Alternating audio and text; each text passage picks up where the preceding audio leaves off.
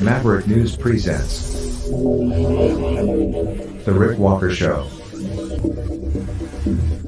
Defrag your mind.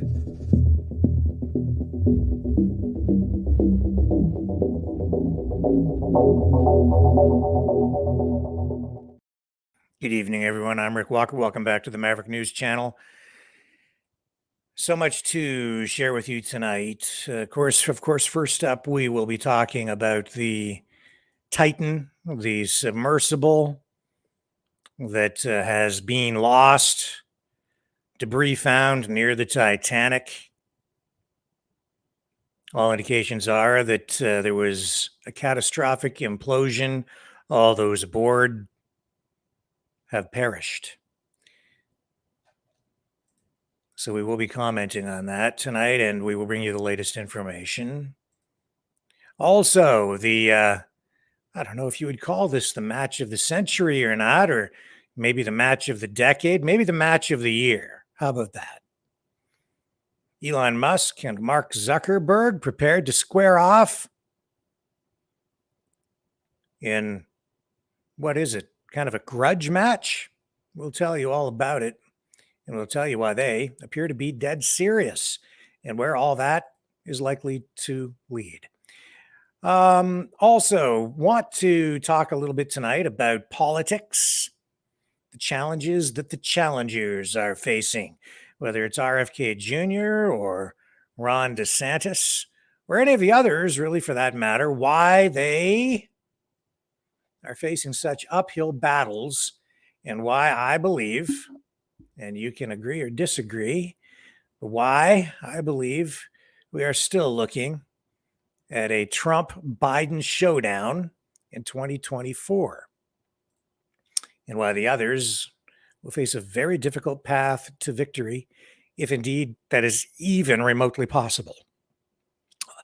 In addition, tonight, Canada and the United States discussing wildfire cooperation. We have Canada's Natural Resources Minister, the Emergency Preparedness Minister, holding a news conference with the United States Ambassador to Canada, David Cohen. So we will have that for you as well as other news. So do not go away. I will be right back, and we will start with our coverage of the loss of Titan.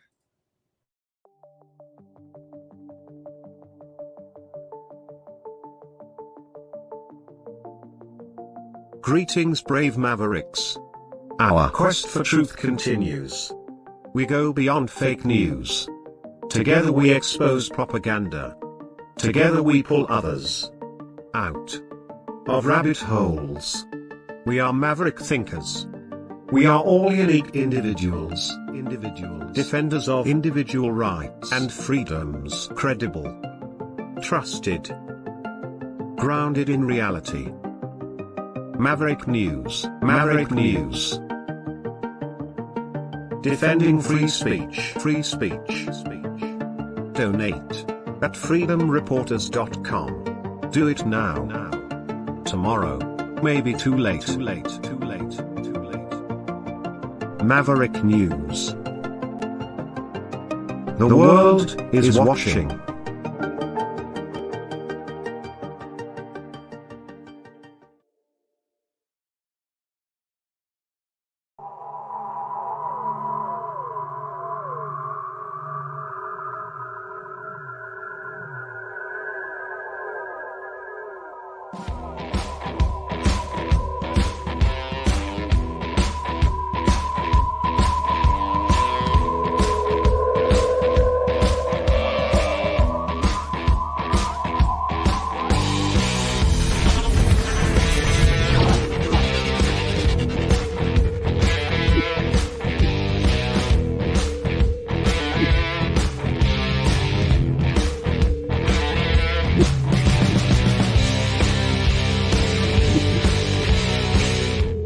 Maverick News.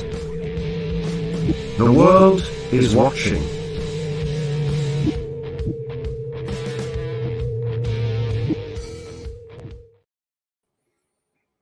First up tonight, Titan has been lost. The submersible that was taking essentially tourists, they will call it a mission, but they were essentially tourists paying $250,000 a piece to go down to the Titanic. The submersible has been lost, all aboard considered lost as well. They did find debris from the missing submersible, at least debris that they believe is from the submersible. At this point, I would say it is rather conclusive. The debris was found by a remotely operated underwater vehicle. This following a 4-day search. There was ongoing concern about 96 hours worth of oxygen running out early this morning. But the debris has been found, and it is consistent with the catastrophic loss of the pressure chamber, that according to the U.S. Coast Guard. And there was a news conference held just a short time ago, which I can highlight for you in just a moment, with U.S. Coast Guard Rear Admiral John Mauger saying at the press conference that his thoughts are with the families of the deceased. The debris, he indicated, was located 500 meters from the Titanic wreck and is consistent with implosion in the water column. That tiny little submersible was constructed with carbon fiber. Of course, with the search and rescue operations, and now the realization that the craft has been lost, the concerns about safety are coming to the surface. Criticism also coming to the surface. And I think that generally speaking, the public, until just maybe even the late stages of this operation, maybe not fully appreciative of the incredibly harsh conditions that are encountered at those depths, 2.5 miles below the ocean surface, where the craft was subjected to 6,000 pounds per square inch of pressure from the water above it and all around it. An incredible amount of pressure. The craft, of course, constructed of carbon fiber, which is extremely lightweight and extremely strong, but also extremely brittle.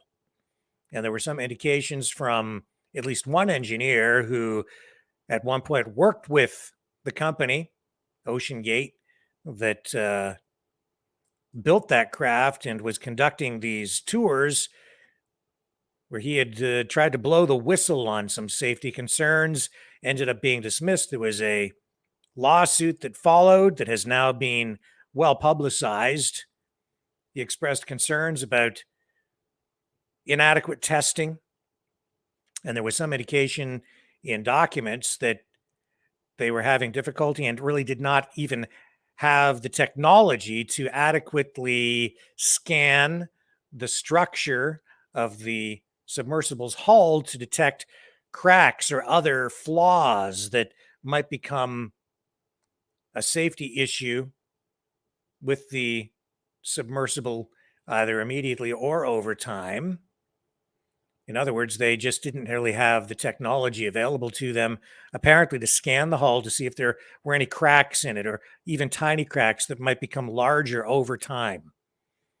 And when you use a craft like that repeatedly and take it down to a depth of 6,000, or rather 2.5 miles down, subjected to 6,000 pounds per square inch, there is going to be absolutely compression that takes place, incredible pressure on the craft. And then when you rise back up to the surface, you're going to get expansion of all of the structure, the entire structure. So you've got compaction and contraction, compression and expansion over and over again. Now, I'm not an engineer, but that much is obvious, and it isn't clear exactly what led to the implosion, other than obviously some sort of structural failure. What led to that? Well, we may never know for sure because the wreckage is at the bottom of the ocean, that far down and in pieces, and really destroyed. So even if recovered, I don't know if any kind of investigation would reveal what the cause is, but perhaps with remote vehicles and videography and photography, they might be able to get some information from the wreckage that might help them figure out exactly what went wrong. Obviously, the pressure, the key problem here at that depth, and all those aboard considered now to have died in this mishap. Let's go to the news conference now with the U.S. Coast Guard, where we will let them bring us up to date. This happening just a short time ago.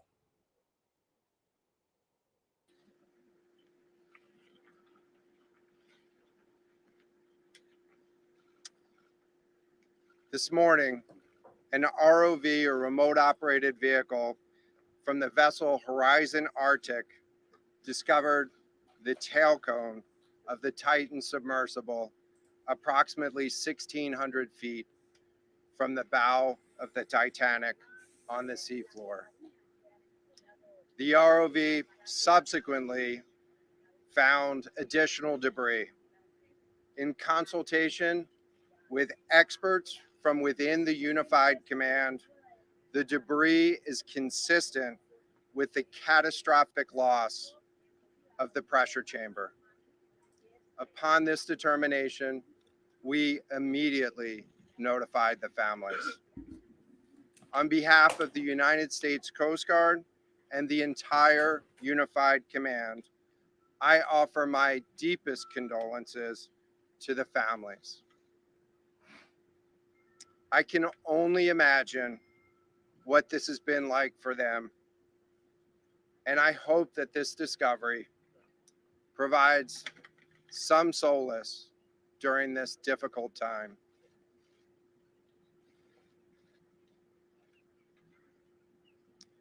Additionally, we've been in close contact with the British and French consuls general to ensure that they are fully apprised and that their concerns are being addressed. The outpouring of support in this highly complex search operation has been robust and immensely appreciated. We are grateful for the rapid mobilization of experts on the undersea search and rescue, and we thank all of the agencies and personnel for their role in the response. We're also incredibly grateful for the full spectrum of international assistance that's been provided.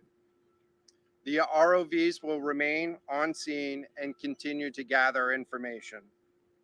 Again, our most heartfelt condolences go out to the loved ones of the crew.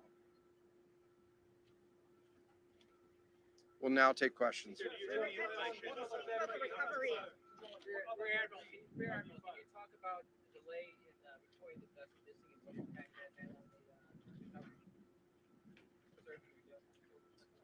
This was a incredibly complex case, and we're still working to develop the details for the timeline involved with this casualty and the response. And so we'll provide that information.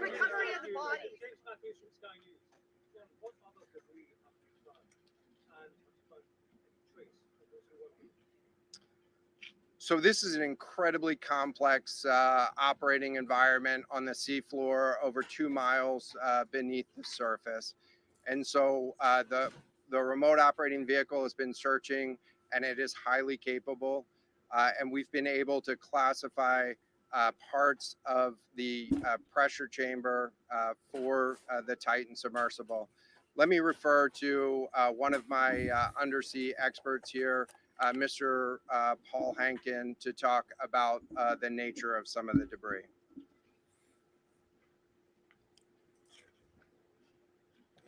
Thank you, Admiral. So essentially, we found 5 different major pieces of debris that told us that it was the remains of the Titan.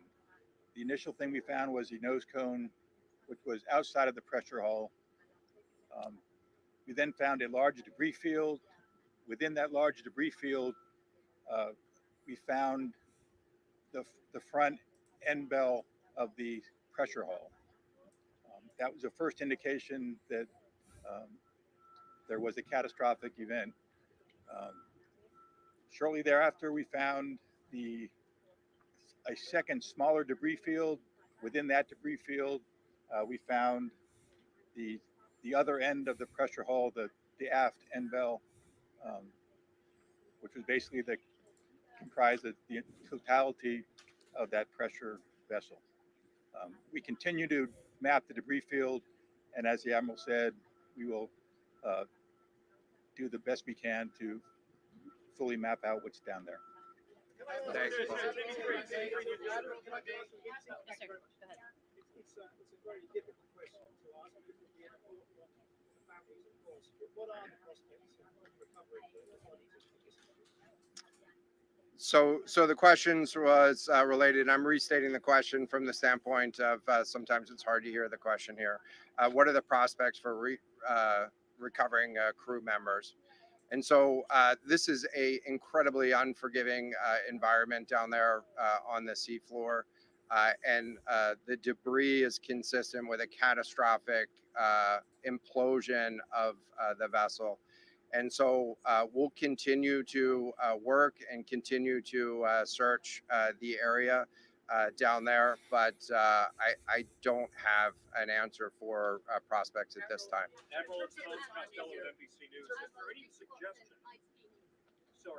suggestion at all that the sub itself collided with the wreckage of Titanic, or that instead it might have imploded above the wreckage and then rained down nearby? So the question was, is there any question as to whether or not the sub collided with the Titanic or whether it imploded above and debris field created from that? So the location of the Titan submersible was in an area that was approximately 1,600 feet from the wreck of the Titanic. I have an expert here that is familiar with that area and can talk about the debris field and what the debris field indicates in terms of where the casualty may have occurred. Rear Admiral, really quickly, can you tell me when that massive fleet will be called back? Thank you, Admiral. So the question is, where does the wreck lie in relation to the Titanic? I didn't hear the Admiral's answer. I think 1,600 feet. Was that correct, Admiral? Yep, you got it. So that's off the bow of Titanic. It's in an area where there is not any debris of Titanic. It is a smooth bottom. To my knowledge and anything I've seen, there's no Titanic wreckage in that area. And again, 200 plus meters from the bow, and consistent with the location of last communication for an implosion in the water column. And the size of the debris field is consistent with that implosion in the water column. Thanks. I'll ask you a question. In terms of the timing here, you say that this was a catastrophic explosion. And I know it's early on, but is it your estimation that this happened right at the moment when they lost contact, an hour and 45 minutes after the sound? So the question was about the timing of the catastrophic implosion. Right now, it is too early to tell with that. We know that as we've been prosecuting this search over the course of the last 72 hours and beyond, that we've had sonar buoys in the water nearly continuously and have not detected any catastrophic events when those sonar buoys have been in the water. So, can you describe what happens from here, sir, in the next days and weeks in terms of finding any more debris? What happens from here? so we will. The question was, what happens from here? What's the next phase? And so right now, again, our thoughts are with the families and making sure that they have an understanding as best as we can provide of what happened and begin to find some closure. In terms of the large process, we're going to continue to investigate the site of the debris field. And then I know that there's also a lot of questions about how, why, and when did this happen. And so, those are questions that we will collect as much information as we can on now, while the governments are meeting and discussing, what an investigation of this nature of a casualty might look like. This is something that happened. I'll just remind everybody. This is something that happened in a remote portion of the ocean with people from several different countries around the world. And so it is a complex case to work through, but I'm confident that those questions will begin to get answered.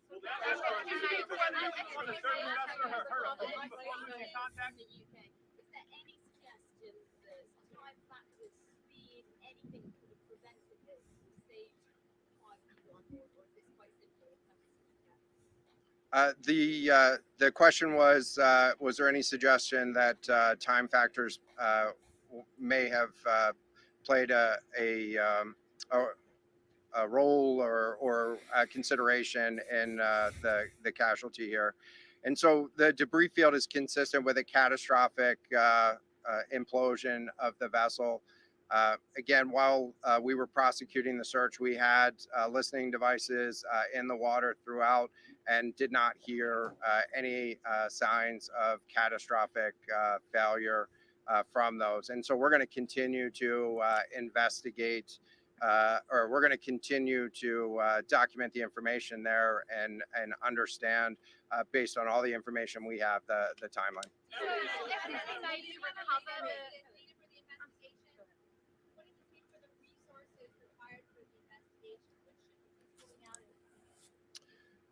So the question was, what are the resources required for the investigation and which ships will be pulling out and staying in? And so it's too early for me to talk about an investigation. That's a decision that's going to be taken outside of the search and efforts that I was leading. But we do have a number of vessels. We have 9 vessels on the scene right now. We had medical personnel on scene. We had other technicians on scene.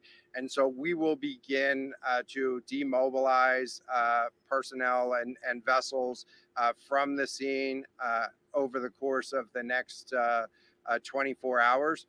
But we're going to continue remote operations on the seafloor. And I don't have a timeline for when we would intend to stop remote operations on the seafloor at this point. Admiral, as a result of this, do you think there should be changes in the way these are safety rated or inspected so that this won't happen again? Yeah, the question was essentially about do you think that there should be changes in safety ratings or inspection for these standards? I know that there's a lot of questions about why, how, when this happened, and the members of the Unified Command, have those questions too, as professionals and experts that work in this environment. And this is an incredibly difficult and dangerous environment to work in out there. But those questions about the regulations that apply and the standards, that's going to be, I'm sure, focus of future review. Right now, we're focused on documenting the scene and continuing the subfloor operation.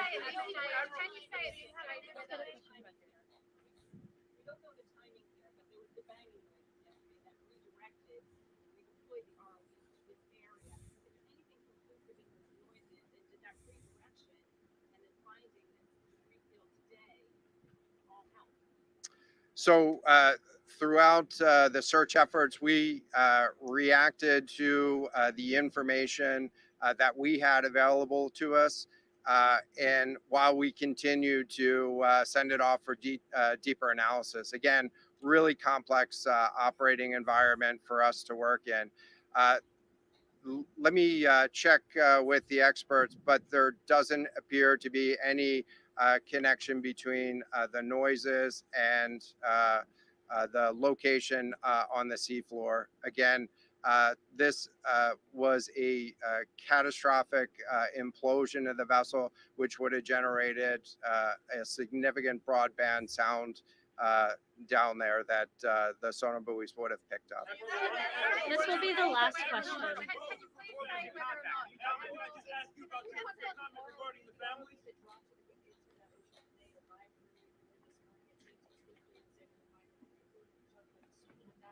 And also, were all of the assets involved moved as swiftly as possible to the area? And was any help turned away? Some lawmakers have criticized. This was a incredibly complex operation, and we were able to mobilize an immense amount of gear to the site in just a really remarkable amount of time, given the fact that we started without any sort of vessel response plan for this or any sort of pre-stage resources. And so the equipment that was brought on site this morning that we were using was a pelagic ROV capable of operating at 6,000 meters, cameras, sonar, other articulating arms and resources on it. And it's, we had to transport it here through C-17 aircraft. This is 2 aircraft that it took to get this up here.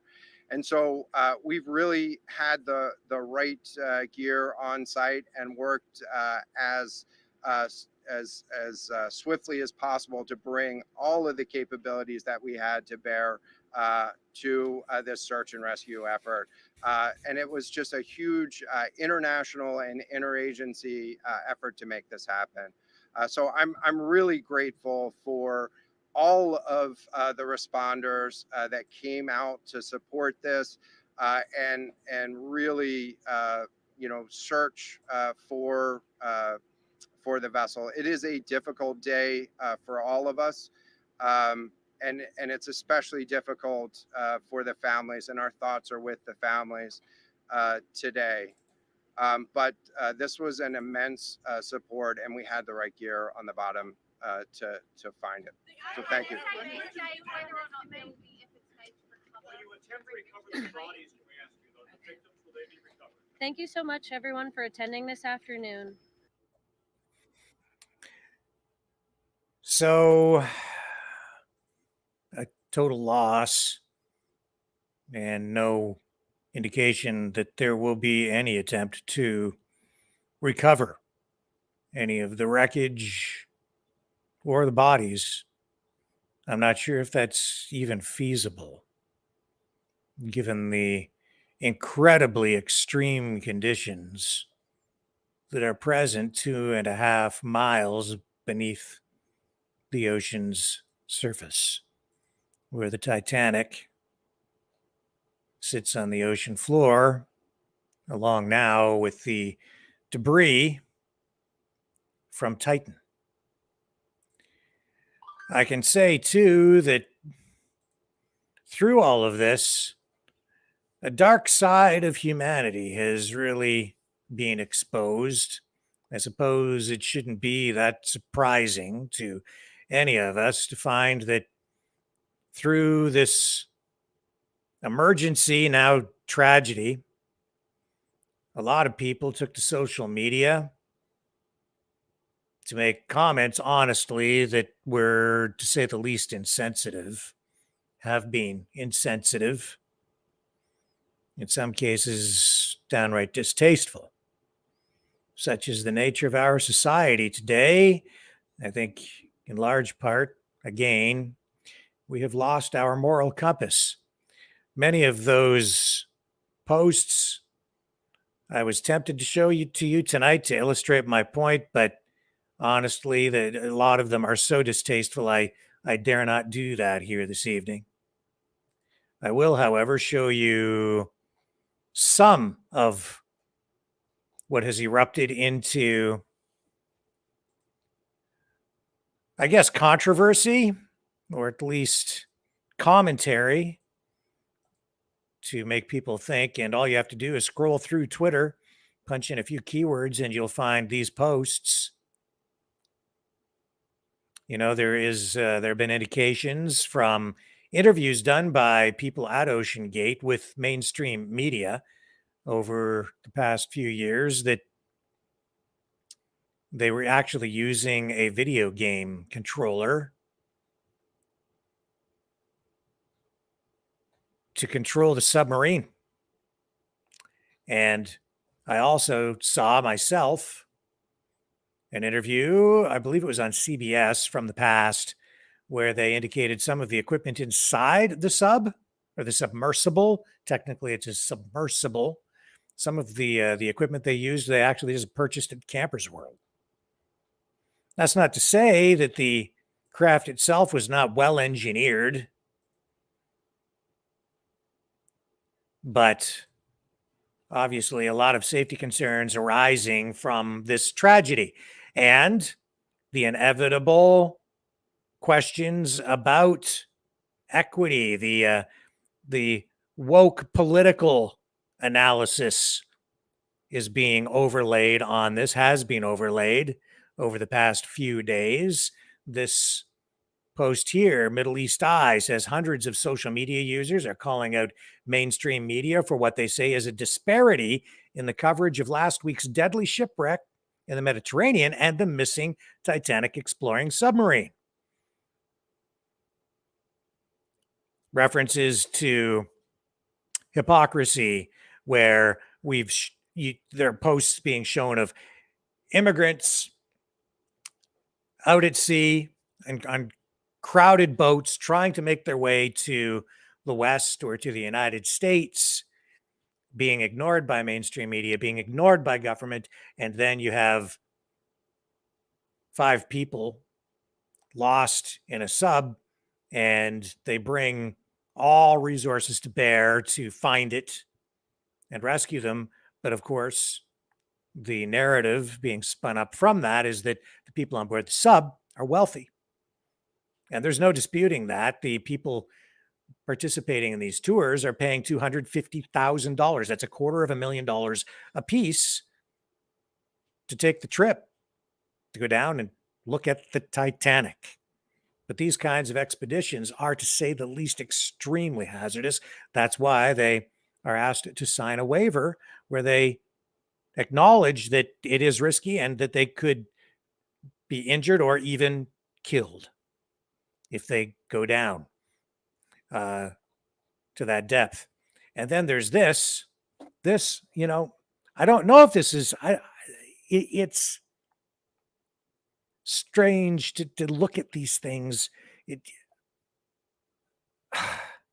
It says here, somebody posting that this was predicted on The Simpsons. The Simpsons, here it is, just what this post on Twitter says. The Simpsons allegedly predicted Titanic submarine disappearance 17 years ago, as a passenger from the Titanic sub was written by future passenger NYP. So here it is. That's a snapshot, a screenshot from a Simpsons episode where Homer is down in a sub looking at the Titanic broken into two pieces, and there's an indication that oxygen is low. I don't know if it's an entirely appropriate time to be talking about these things, but I suppose it's just a matter of fact and just one of those strange, weird things again. And so much surrounds the Simpsons that there's so much strangeness. It's weird how so much of the future seems to be present in that series. And then there's this post here about writer and producer Mike Reese of The Simpsons. He actually went on 3 trips with OceanGate, including one to see the Titanic wreckage last summer on that very submersible. And like all the other passengers, he has confirmed that he was required at that time to sign a waiver that mentioned death in that waiver 3 times, just on the first page alone.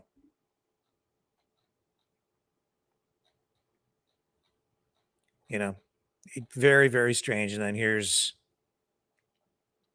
more snapshots from that Simpsons episode.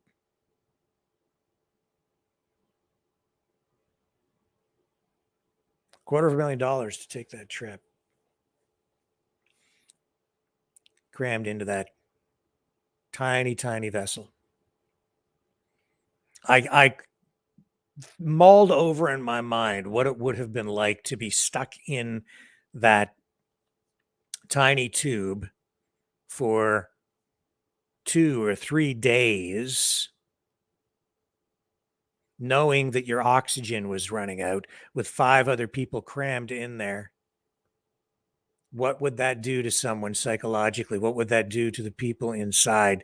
I hate to even think about it. Obviously, from the evidence that we're seeing here tonight, whatever happened, it happened quickly. Or at least it appears that it happened quickly. And all I can say is I hope that no one suffered. Let's take a brief break. I'll be right back.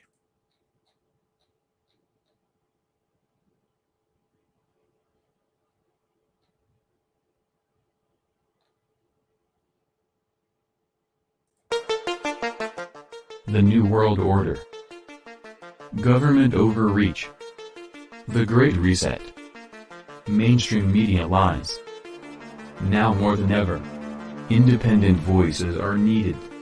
Donate now at freedomreporters.com. That's freedomreporters.com. Maverick News. The antivirus program for your mind.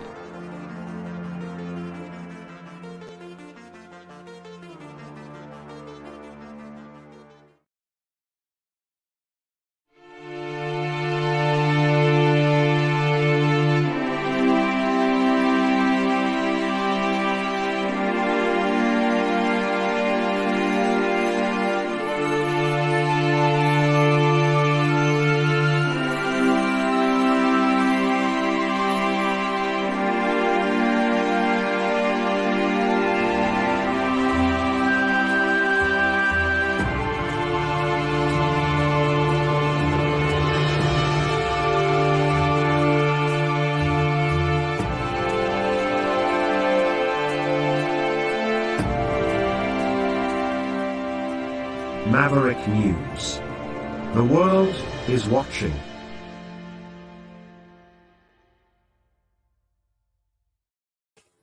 I don't know how to cover this next story, so I'm just going to cover it by covering it, by just talking about it. I don't even know if it's something that we should be covering because I'm not sure which category to put this in. Is it celebrity news? It feels like it. Is it a distraction? Should we be covering this? This cage fight, cage match that seems to be emerging, or that Mark Zuckerberg of Facebook and Elon Musk have agreed to, or seem to have agreed to? Seems like they're dead serious about it. Should we talk about this stuff? I mean, I don't like to talk about celebrity news on here because it just seems so trivial overall. But yet here you have two of the richest people in the world, two of honestly the most powerful people. I think Musk probably much more powerful than Mark Zuckerberg because he has SpaceX and Starlink and Tesla and Twitter. Zuckerberg has Facebook. Both powerful, both very wealthy. And they're engaging in this war of words online, and they've challenged each other. Well, they've agreed to a cage match. Here, let me show you. If you haven't heard about this, it's one of the top stories today. And I can't get away from it. People commenting on it here. I mean, you can see making posters already. Cage match, Musk versus Zuck. Shouldn't it be Zuck versus Musk? I don't know. Sounds better that way. Elon Musk and Mark Zuckerberg agree to hold cage fight. BBC all over this one in Britain. Independent media picking up on it. Mark Zuckerberg has accepted Elon Musk's challenge to a cage fight. Jim Cramer's talking about it. Bloomberg News, IGN.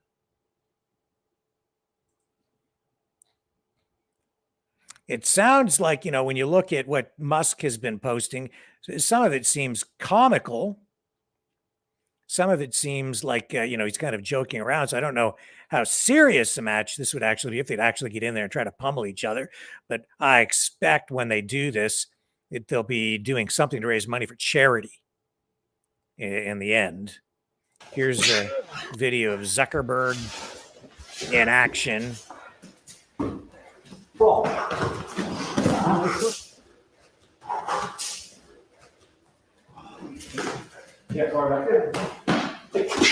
He's got the moves, baby. He's got the moves.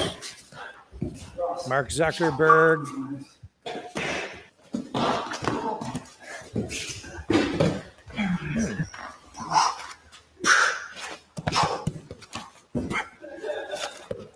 Nice. Nice. Nice. Musk might have a bit of a problem on his hands here. Just from looking at this, he's better than I thought. Didn't realize he was doing that kind of stuff. MMA, baby. So that's Zuckerberg. Interesting, eh? Interesting. Have you seen Elon Musk, though? I don't know. When he's got his clothes on, he looks reasonably fit. But then there's these photos going around where he looks, he's on a boat in his bathing suit, kind of on a yacht. And man, he looks out of shape. So I don't know. You better be careful. If this is what he's looking like these days, he better get into the gym and start to train, because he's looking kind of flabby and soft. The good life, the easy life. But I suppose when you work as much as he does, you don't have a lot of time to work out, stay fit. But if you step into a cage with the guy we just showed you, you're going to have you're going to have your hands full there, Elon. And I can tell you that Dana White has spoken to both of these guys, and it looks like he might be the guy who ends up promoting this fight, handling the entire business end of things. And here he is on TMZ talking about it. Can we be excited about this? Is there a possibility this is really going to happen? Well, just to give some clarification. So what he said is Mark Zuckerberg responded with "send me location," which is something that Habib Nurmagomedov says when people challenge him. So that was what "send me location" meant. And I was talking to both Elon and Mark last night. Both guys are absolutely dead serious about this. Now, wait. Tell us why you say that. Because they both said, yeah, we'll do it. They both want to do it. Mark Zuckerberg hit me up first and said, is he serious? And I said, I don't know. Let me ask him. I asked him and he said, yeah, I'm dead serious. Obviously and I agree with you, Harvey, this would be the biggest fight ever in the history of the world. Bigger than anything that's ever been done. It would break all pay-per-view records. These guys would raise, hundreds of millions of dollars for charity. And, you don't have to be a fight fan to be interested in this fight. Everybody would want to see it. True enough. And I suppose that is what makes this newsworthy. That's what makes it newsworthy. Because so many people would want to see it because these guys have the profile around the world, the name recognition to raise a massive amount of money for charity, and in that way actually do a lot of good. So I guess it's worth covering. And that's what we're doing here tonight. So what else do we have going on? Well, if you're into the whole freedom movement thing and the Freedom Convoy aftermath and all of that, I mean, the struggle continues, no question about it. And Chris Dacey up in Ottawa, they're on the ground every day, recording video, shooting video, really kind of challenging police, I would say, in his own way. And that continued today, where there were protesters on the street again outside the Prime Minister's office, Justin Trudeau making a point, sending a message straight to JT. And here was Chris Dacey talking to the cops as they were enforcing bylaw which was allowing them to confiscate banners of the protesters. With the banners. You cannot change our Bill of Rights, freedom of speech and freedom of expression. No, you're taking it down. You're out of your jurisdiction. Yeah, you are. You are. You're out of your jurisdiction. Yeah, you're breaking the law. Yeah, you're breaking the law that you are here. Give me your oath. What did he say? Take down the thing or you'll be arrested? Let me hear you. What were you saying? They need to come down? Or take what? the signage down. It's a bylaw. Yeah, or what? No. Or what's the problem? You got a fine? Well, seize it. They get a fine, yeah. No. You're going to seize the Canadian flags too?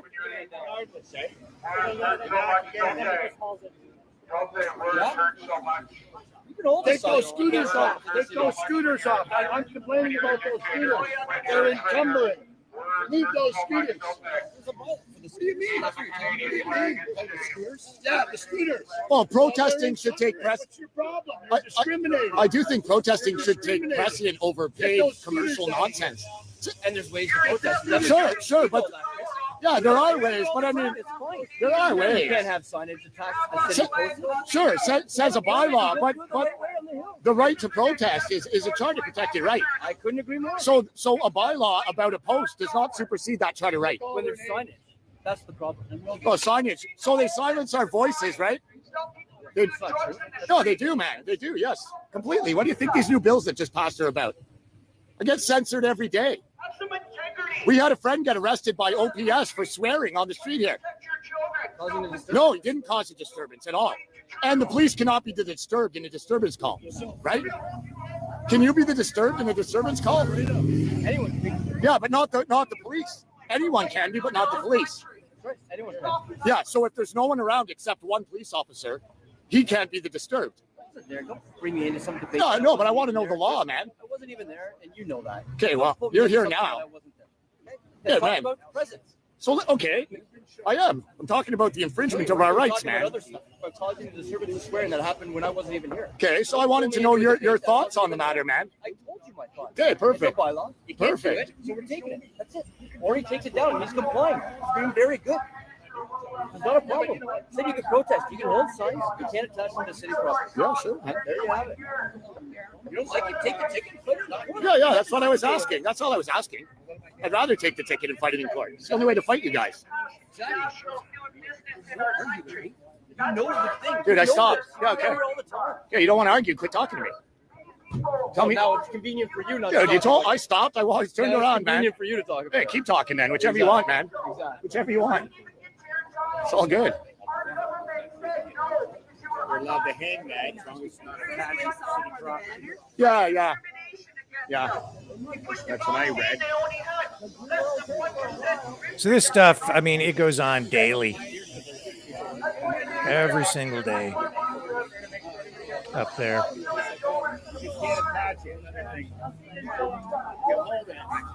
See them go after the next one now. Let's just follow them down here as they remove the signs from the street. I don't know. Yeah, so this guy over here has been pulled over for his horn. That guy over here, there I just had on, he was pulled over for, like, what about this sign? Is this one okay? Yeah, freedom of choice. There's a sign over here. Hey, I'll take those. I'll take those. Brian! Don't get the fine. Well, whatever, man. The fine is not the problem. You're stealing people's property. I told you were going to get fined. You changed your mind. Brian! Sure, I'll take it. Same guy stealing flags again. Brian! Go get Brian. Dude, they were given to us by people protesting on the Hill. Well, that's too bad. You're losing them unless you're claiming ownership. And then you make us stick around and Ottawa police give them back, right? In the evidence bags? Perfect. Did you ask us to take them down? Did anybody ask us to come and take them down?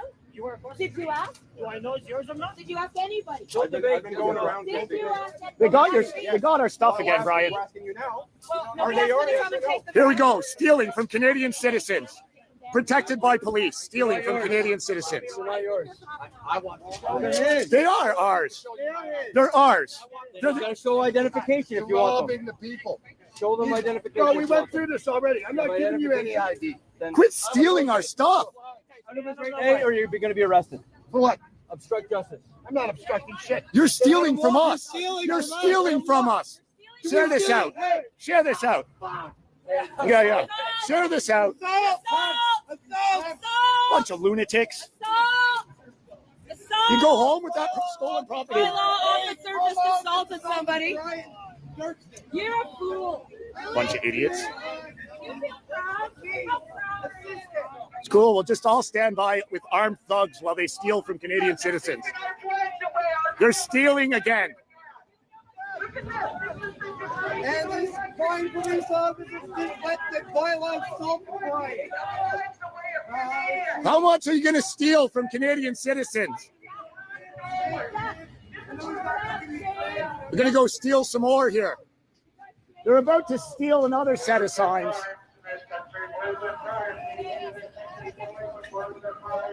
What's these dicks? Share this out, please. Chris, you gotta help us out here or what? So we're Hey, running well, the at least video more as people are I'm reasonable sharing to it so you what can it is. see It's been the Okay, same that's rules. fine. It's been the this same will. rules. I'm going to for- let it roll It's to not the the end same so you get rules the for full us. context Banners of are up. Banners get Sure, taken man. what this Depends on the day. episode was about. Depends on the day. So The get it right all. to protest shall not be infringed. A bylaw doesn't supersede a Bill of Rights. It doesn't supersede a charter right either. Proceed. These banners, whose are they? They're going to be taken down. They're going to be taken down. Yeah, I'll get them. I'll get them.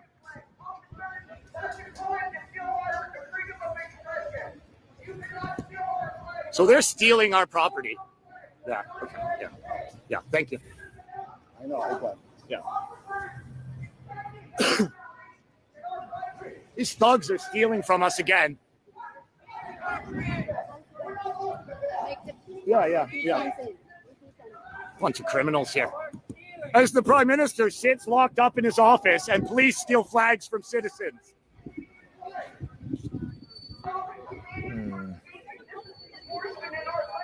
It's the same bylaw officer, too. You know this bylaw officer. We know this bylaw officer well. Members have all the gloves on. They're ready to go hands on. Do what you're fucking told. Government monopoly on violence. Of course. Of course. Of course. These flags are dangerous near the Prime Minister's office. I'm in this fucking city. I'm looking at what happened today. Where you guys should have been around here. There's only so many times you can keep ending up on the wrong side of things, my man. That's it. 1, 2, 3, 4, 5.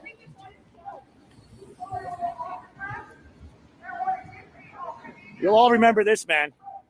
He's come and stolen from us before. He's infringed on our rights multiple times. He looks like a Muslim. Man, it looks like it's yours.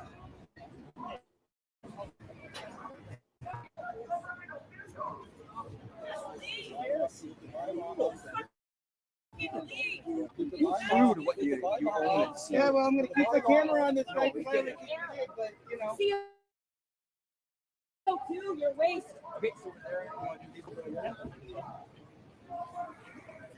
We'll just walk as they take away our right to protest here.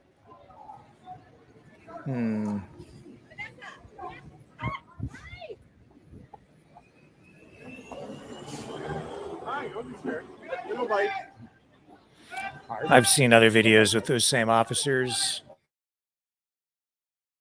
engaging, or with Chris Dacey, or Dacey engaging with them, at least a couple of them.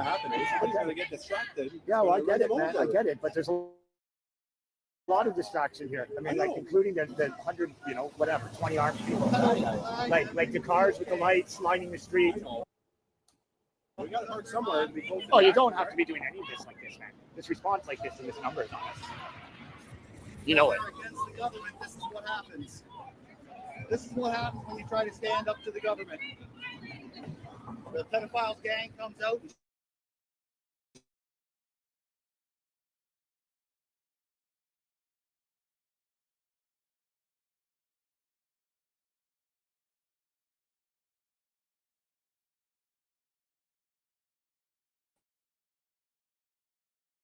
shuts them down. Right.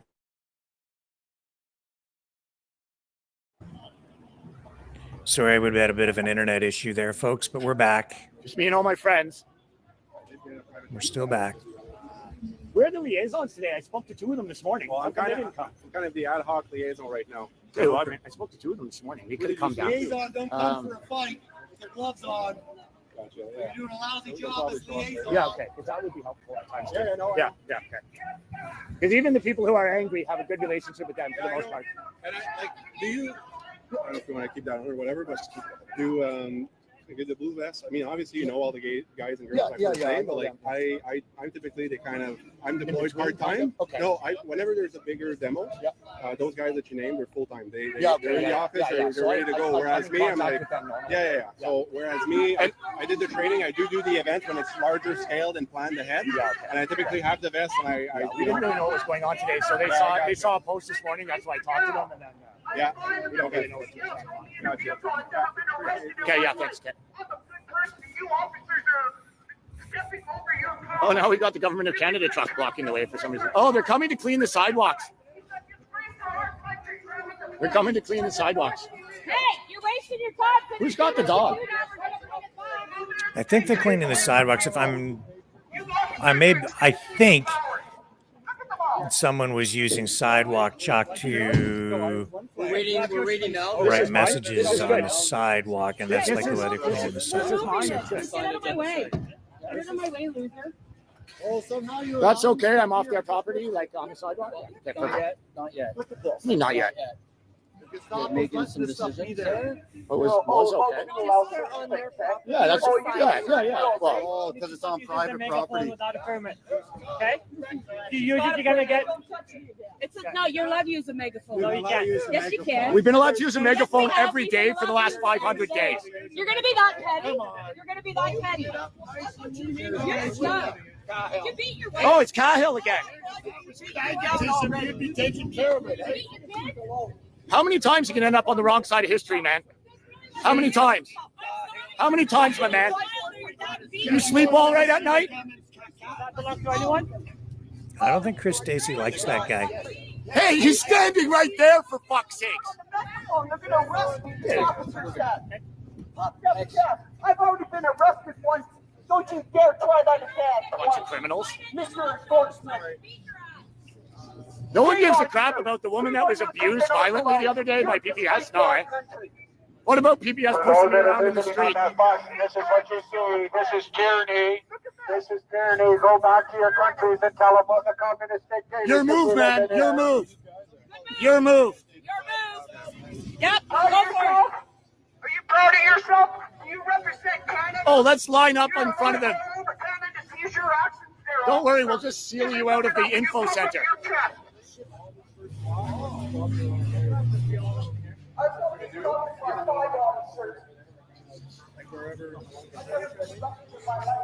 Man, complicated stuff. Better figure out where to tyrannize us and how much. Still public property. Still public. So this guy's probably contacting the owner right now. My Bill of Rights supersedes your. What a bunch of nonsense around here. This is the ever-welcoming visitor center in Ottawa. Calls the police on citizens protesting in their capital. Welcome to Ottawa, guys. Welcome to Ottawa. Wow. Welcome to the nation's capital, the seat of democracy in Canada.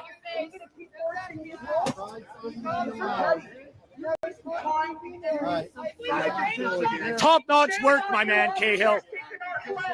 Top-notch work, Cahill. That's some top-notch work, man.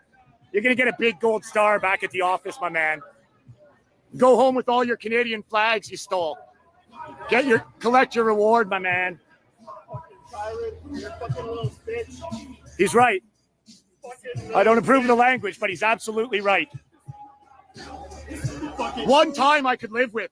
Go hide yourself, you fucking. Stealing property. Somebody worked hard on that. There he goes. Stolen property. Escorted by Ottawa police with the stolen property. There they go. They steal. They lie. They abuse. Just a sec, baby. They still got our friend over here detained for honking. Disgrace to our country right now. Yeah, see the sidewalk chalk there? That's a hate crime. Got the feds in here, too. Shame on you. Wild. Wild. Well, never a dull moment here on Parliament Hill. Check out for a minute. I will be back again when these people decide to tyrannize us some more. So, bylaw and Ottawa police have now stolen more property from citizens. Last time we just had to dick around a bit and they gave us all the property back in evidence bags. I don't know. I don't know since when does a bylaw supersede the right to protest. Yeah, all to appease Trudeau. Exactly. Exactly. Look at all these vehicles. Here we go. Trudeau must go. Boom. Pride flags. That's Trudeau's office. 1, 2, 3, 4, 5, 6, 7. Those are feds in the middle. 8, 9, 10, 11 over there. Multiple on bicycles. Well, this is where things stand now. If there was ever a time to be in Ottawa, now's it. Boy, SG Fox. Vivi's keeping an eye on things. Hey, my girl.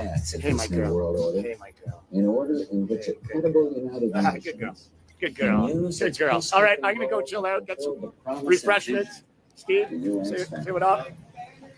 I will be back again soon. I don't think these guys are done. JC, SG Fox from Parliament Hill, out.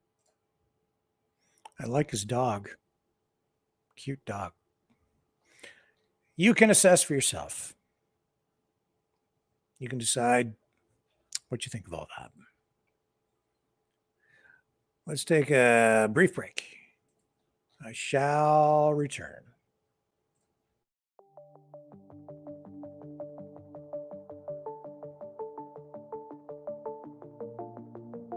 Greetings, brave Mavericks.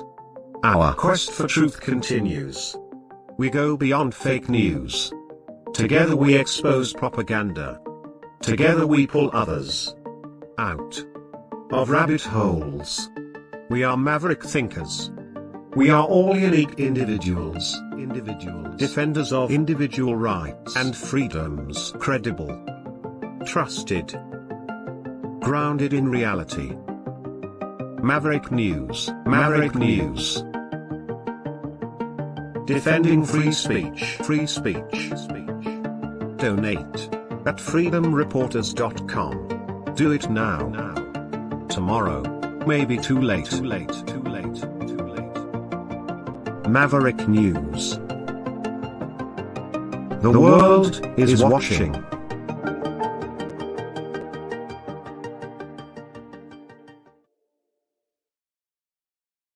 Another hot one. Another hot day.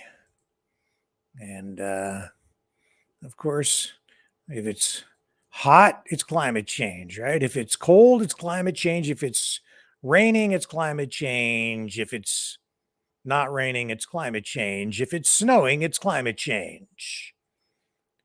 So you kind of know where I stand on the whole climate issue. I think I've made that fairly clear. But there is something to take note of. And people on social media, and in the case of a few media outlets, a milestone has been reached. And that milestone is the 5-year anniversary of Greta Thunberg, climate activist,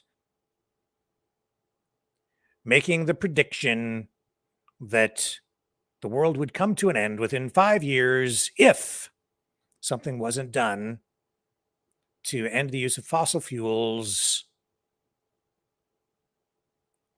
And so, yeah, as of today, we're still alive.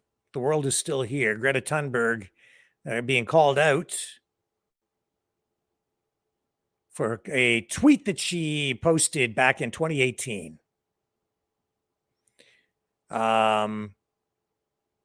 So she said that scientists were predicting humanity would end, quote, unless we stop using fossil fuels over the next 5 years. So humanity would end. That was the exact quote that she posted on Twitter. So now, almost to the day, her predictions of a climate apocalypse have not come to pass.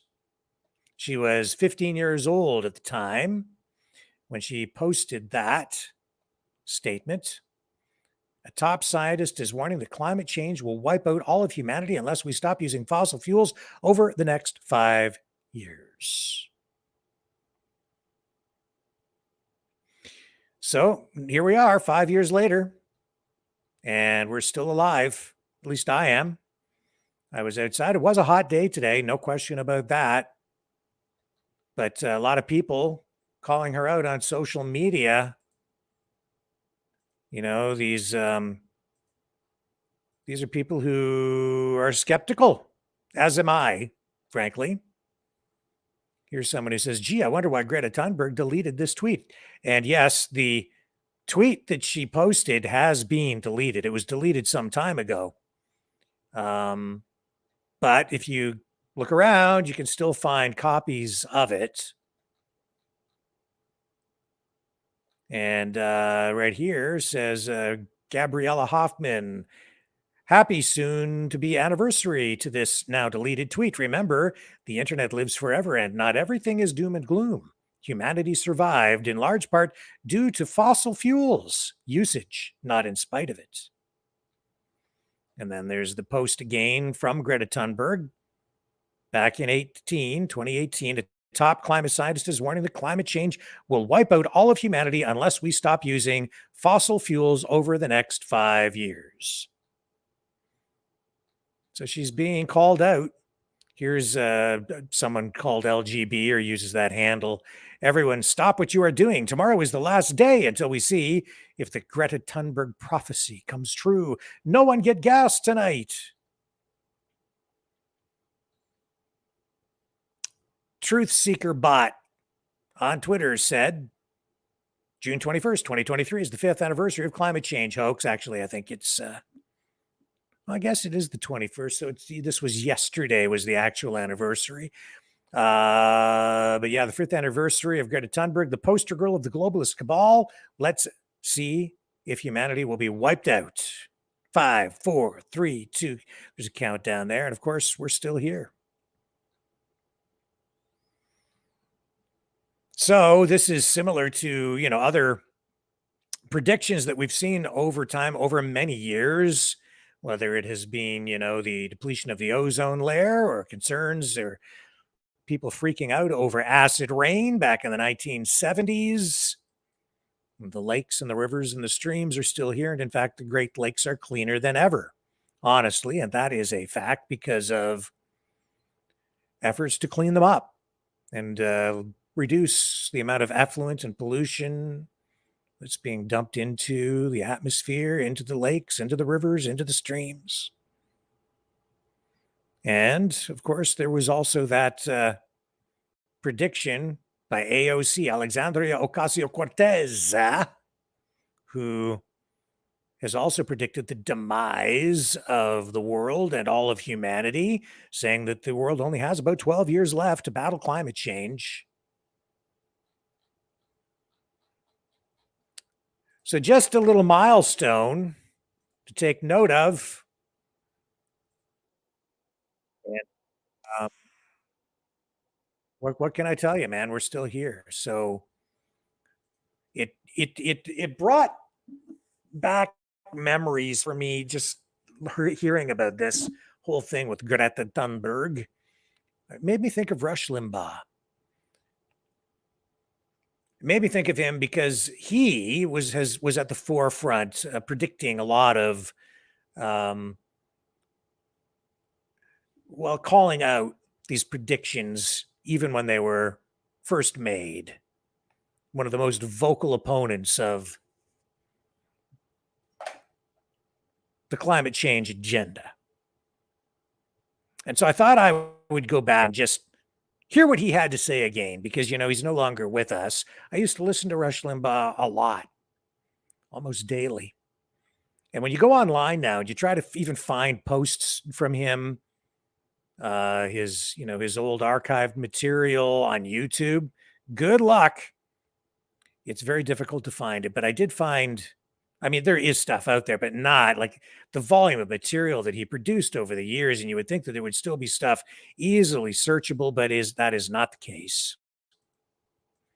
But let's bring up this clip of Rush Limbaugh talking about climate change. I'm telling you, it is one of the most amazing sights to behold. There isn't any. There hasn't been any global warming, not man-made. There isn't any of any kind. The number one agent causing it has increased in volume exponentially, CO2, and there hasn't been any warming. And yet they're still pushing it. If there's no other way to you've got to believe that this is all politics. It can only be politics keeping this alive. And it is a politics that intentionally insults the intelligence of people and preys on the stupid and the dumb and the weak. Intentionally, in order to gain popular support. And by that I mean they focus on people who have, in their own estimation, meaningless lives. They're wondering what their purpose is. Why am I here? Why am I driving this clunker car? Why can't I get a good job? Why am I here? And then all of a sudden, those people hear they can save the planet. Now that big, you go from mattering not at all to being a key ingredient to saving the planet. You sign up right then and you do whatever, and then you let everybody know you're doing it. So you go buy a Prius and you go support all this madcap crazy stuff, and you become an evangel, and you are saving the planet, and your new life has meaning. And that's what I mean by preying on the weak, the dumb, the stupid. How many times have you heard anybody on TV who's being interviewed for some achievement, some accomplishment, for some reason, and the person, usually a Hollywood actress, but it could be anybody, I want to make a difference. How many times have you heard that? Well, that's what they prey on. I want to make it. You want to make a difference? Fine, you can save the planet. Now, you've helped destroy it. We know you didn't mean to, but you unwittingly, by driving the car you drove or eating McDonald's, eating whatever you were destroying the planet. But now you can atone. You must vote Democrat, support big government, the welfare state, and cut back on progress. And if you do all that, we'll love you. We'll take care of you. Just vote for us, and you can save the planet. And that's how they prey on them. And they can make a difference. Hitler made a difference. Stop and think about it. Yeah. So let me just pick this up again here in just a moment. So there's Limbaugh essentially pointing out what is very true. The whole climate change thing. It's part of a religion. It has become part of a religion. And that's where the morality comes from. What do I mean by that? I just talked about this the other night. When you're on the woke left, you believe in collectivism, you believe in a secular society, most people who are of that political ideology reject the existence of God. And at a minimum, they separate the church and the state. But when you remove God from the equation, where do you find your morality? Not in the Bible, certainly not from the teachings of God or from Jesus or from any other religious figure from history. You're not going to find it there. So how do you know the difference between right and wrong? How do you know what's good and what is evil? Well, you get it from the political ideology. You get it from government. And if you're on the neoliberal woke side, you'll find your tribe. You will find your meaning in life, as Rush Limbaugh points out there. You'll find your meaning, your purpose, the purpose of life. What's the meaning of life? Well, you'll find it by becoming involved in, immersed in, indoctrinated into the religion that is wokeism. And part of that means that you must accept, you must subscribe to the entire climate change agenda. And as he pointed out, yes, you have to admit your sins as a human being, that it is sinful to even exist, because you are destroying the planet simply by breathing, exhaling carbon dioxide into the atmosphere, by consuming food, because you are a burden on the environment. By eating meat, you are contributing to climate change. By driving a car, you have been sinning. But you can make amends. You can atone for your sins simply by virtue signaling.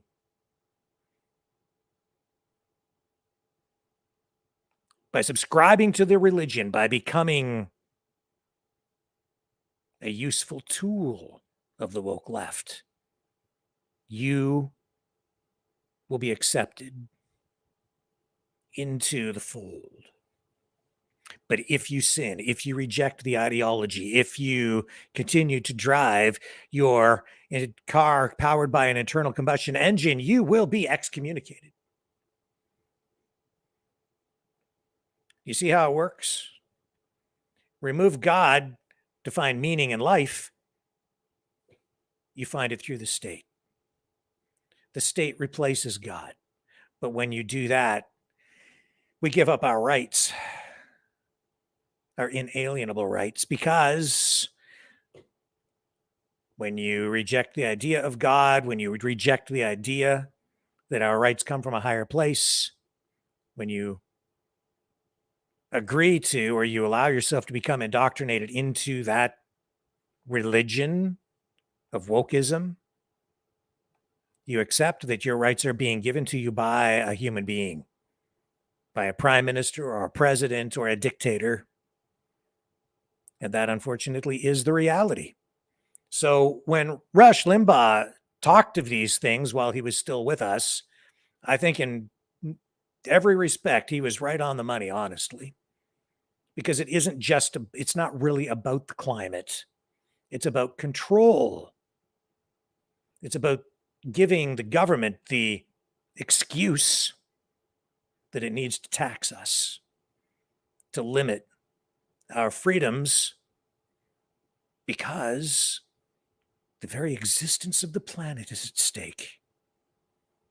And so they tell us we must do with less, do without even.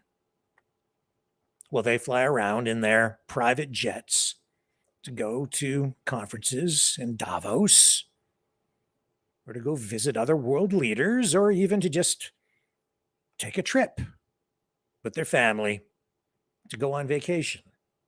Well, we are told to hunker down and just make do and get ready to live with a whole lot less. You will own nothing and you will like it. And you will eat the bugs. But we're still here, aren't we? Years later, 5 years after Thunberg's prediction. And man, you know, you can go back for decades and find predictions similar to that one. And consistently, they are wrong. Easily provable, easily demonstrated, easily exposed. Prediction after prediction after prediction. Wrong. As I told you, I had a Time magazine special edition. It was a hardcover book with the top stories of 1977 in it. I have it around here somewhere. I wish I could find it. It's here at my studio someplace. Anyway, I don't think they realized what they were doing, but in 77, in that special edition, on one page, there was a story about global warming, how the planet was getting warmer and it was going to result in the end of the world. And then you flip the page, and there was another story from that year that was talking about global cooling, with much of the same scientific arguments being laid out. You know, too much pollution blocking the sun. So it was going to result in global cooling, was resulting in global cooling, they said. And as a result, we were facing possible extinction, end of the world. Global warming on one page, global cooling on the other. But now they've just changed the narrative, haven't they, over the last number of years? So now it's just climate change. So it doesn't matter what happens. If it snows, if it rains, if there's a tornado, a hurricane, or if there isn't a tornado or a hurricane, if it doesn't snow, there's not enough snow, there used to be more snow. Lake levels are up, lake levels are down, it doesn't matter which. Worried about coastal flooding or maybe receding water lines, it doesn't matter. It's all climate change.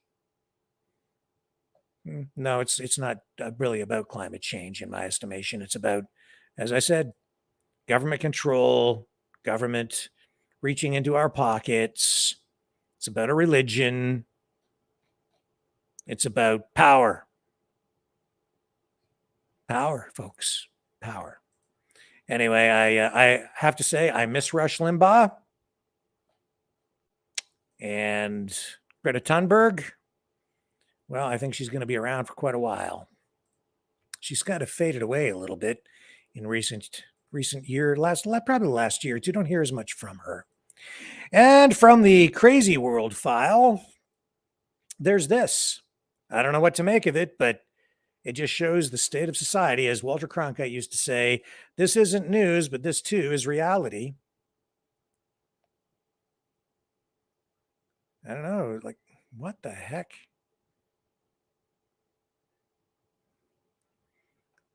Look at, like, do you know how hard that is, like, to do? She hits this side window. Again, she couldn't break it. Couldn't break the side window with her hand. This woman jumping on this vehicle, kicking in the windshield, trying to break the window. She's upset with someone over something. No explanation, just posted on social media today. I just thought I'd show it to you just because it's a crazy, crazy, mad, mad world, isn't it? Absolutely nuts. Also, speaking about climate change, a related story here. Let me just bring this up. I have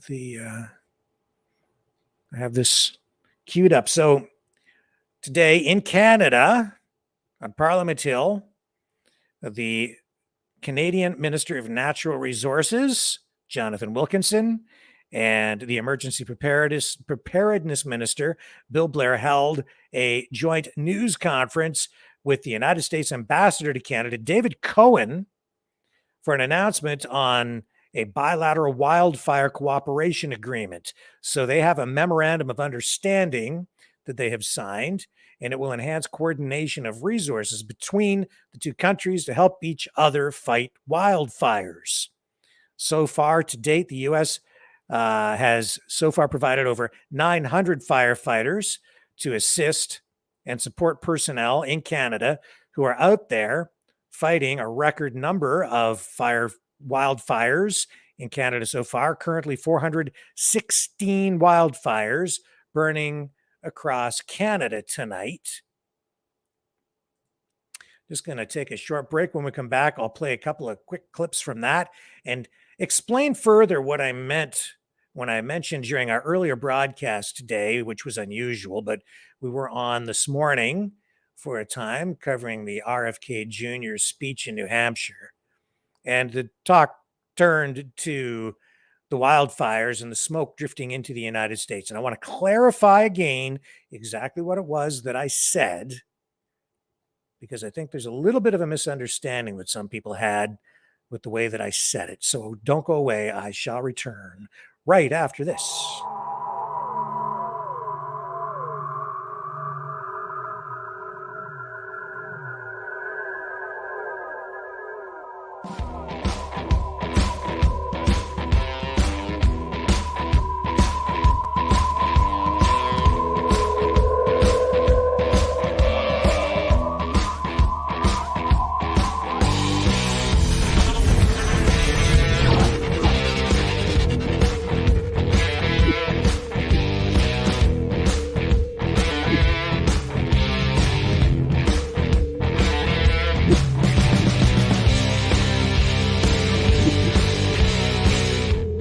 Maverick News.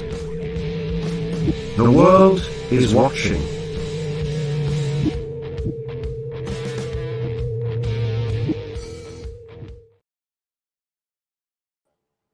Okay, so let's go straight to that news conference first of all, and then I'll come back and comment and explain or clarify what I meant earlier today when I was talking about the smoke drifting over into the U.S.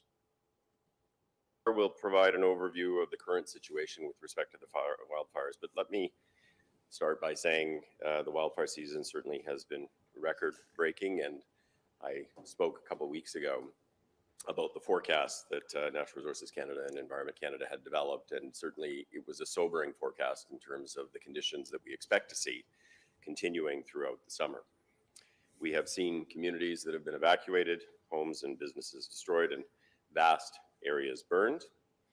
And we have certainly undertaken action to try to ensure that Canada is as prepared as possible for what is happening this year and what we expect will continue to happen in years to come. We have been training 1,000 new firefighters. I announced 300 Indigenous firefighters and 125 fire guardians through pilots that we have undertaken just last month. We are also supporting provinces and territories to get the equipment that they are going to need. Ces équipements comprennent des éléments tels que les tuyaux, l'avionique, les équipements de communication. So they have had firefighters from other countries come in to provide support as well. But climate change, as we all know, is a global issue. Its impact requires a global response. And of Countries course, are increasingly working together with each other blaming when they climate are facing change. with extreme weather events. Certainly, Canada has participated when needed. We, for example, sent 160 Canadian personnel to Australia during the 2019-2020 period. And certainly for decades, Canada and the United States have both received and deployed firefighting support to one another most years. La réciprocité internationale signifie s'entraider en So cas yeah, I de mean, besoin. they're blaming the That is wildfires why on climate I'm change. certainly pleased to have met with Ambassador Cohen this morning to sign a memorandum of understanding between Canada and the United States. Nous sommes des alliés, des partenaires, des voisins. Nous nous soutenons mutuellement lorsque c'est nécessaire. This MOU will increase the ease of cross-border support and modernize many existing agreements. It makes our support, our reciprocal support, more efficient. It will enhance our ability to fight wildland fires. It sets out procedures for the exchange of these resources. It establishes a framework that encourages mutual assistance and cooperation. In the past, the wildland fire resources sharing between our two countries was pretty much ad hoc. It relied on a number of different arrangements, and they were only focused on fire suppression.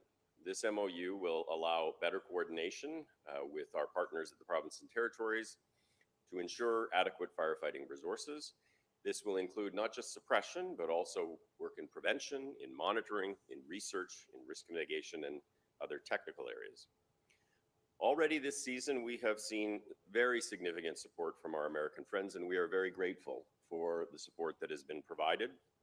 Over 900 American firefighters, incident managers, and support staff have been deployed in Canada to date, and more will be on their way if we need them.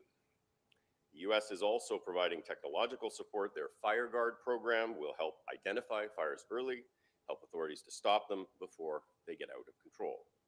Ce protocole d'accord est un pas en avant pour But yeah, rendre you know, cette fires relation don't just réciproque start plus efficace. I spontaneously. certainly want to thank the ambassador and the government of the United States, our American partners, for their support.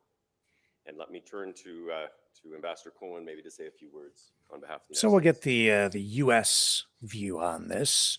So thanks very much, Minister Wilkinson. Good afternoon, everyone. I'm extremely pleased to be here for what is as close to an all good news announcement as we get to make. But I do want to start by expressing my sympathy and saying that my heart goes out to the many people who have been displaced by these wildland fires and the property destruction that has already occurred. It is a real reminder that taking on wildland fires is something that is particularly well suited for a binational approach because wildland fires do not respect borders. The wildland fire doesn't know when they're about to cross the Canadian border into the United States. And certainly the smoke in the atmosphere is not respecting our geographic boundaries. So I'm very proud of the relationship that's existed for many years between Canada and the United States in terms of dealing with wildland fires. I hear in the wake of our smoke and the substantial effort that's being exerted, I hear from some Americans, a very small minority, people who do not understand the way this relationship works. I hear questions about whether our substantial effort is merited and deserved. And I always start with something which people don't realize, which is when the United States needed Canada with our out of control wildland fires in 2020 in the northwestern United States, Canada was there for us. And so this is the nature of our reciprocal relationship. The minister talked about this arrangement that we signed this morning. It codifies the way in which we've been working together. But as the minister said, more on an ad hoc basis, this organizes it. It sets forth the multiple ways in which we can work together in dealing with the scourge of wildland fires and its suppression, so that when they occur, we supply not only people resources, but equipment to help the other country to deal with that problem. By the way, Minister, an update if I can, and one of the reasons why this arrangement will help is some of the confusion around even the United States figuring out what we've been supplying.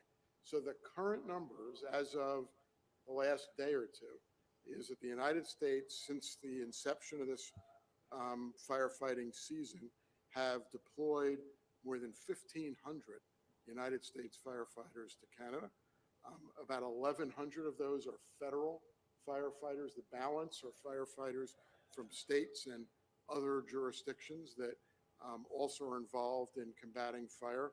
We've also supplied a massive amount of equipment, including those large firefighting planes, because taking on widespread wildland fires really requires not only personnel, but equipment and technology.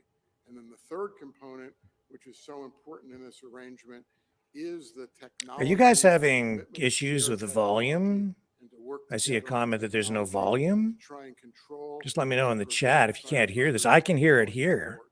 So this Can you hear this video? Kind of thing that the United States and Canada do together. As President Biden said, when he Cheryl says, yep. Does that mean yep? March 20. Yeah, okay. So the audio's up. Okay, good. We will always have your back. And this is a space where both of our countries have committed and have demonstrated that we will always have each other.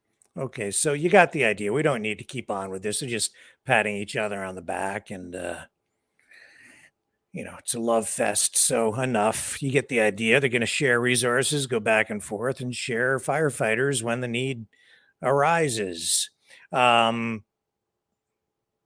which is good news, I guess, in the face of these wildfires. And it is a serious issue.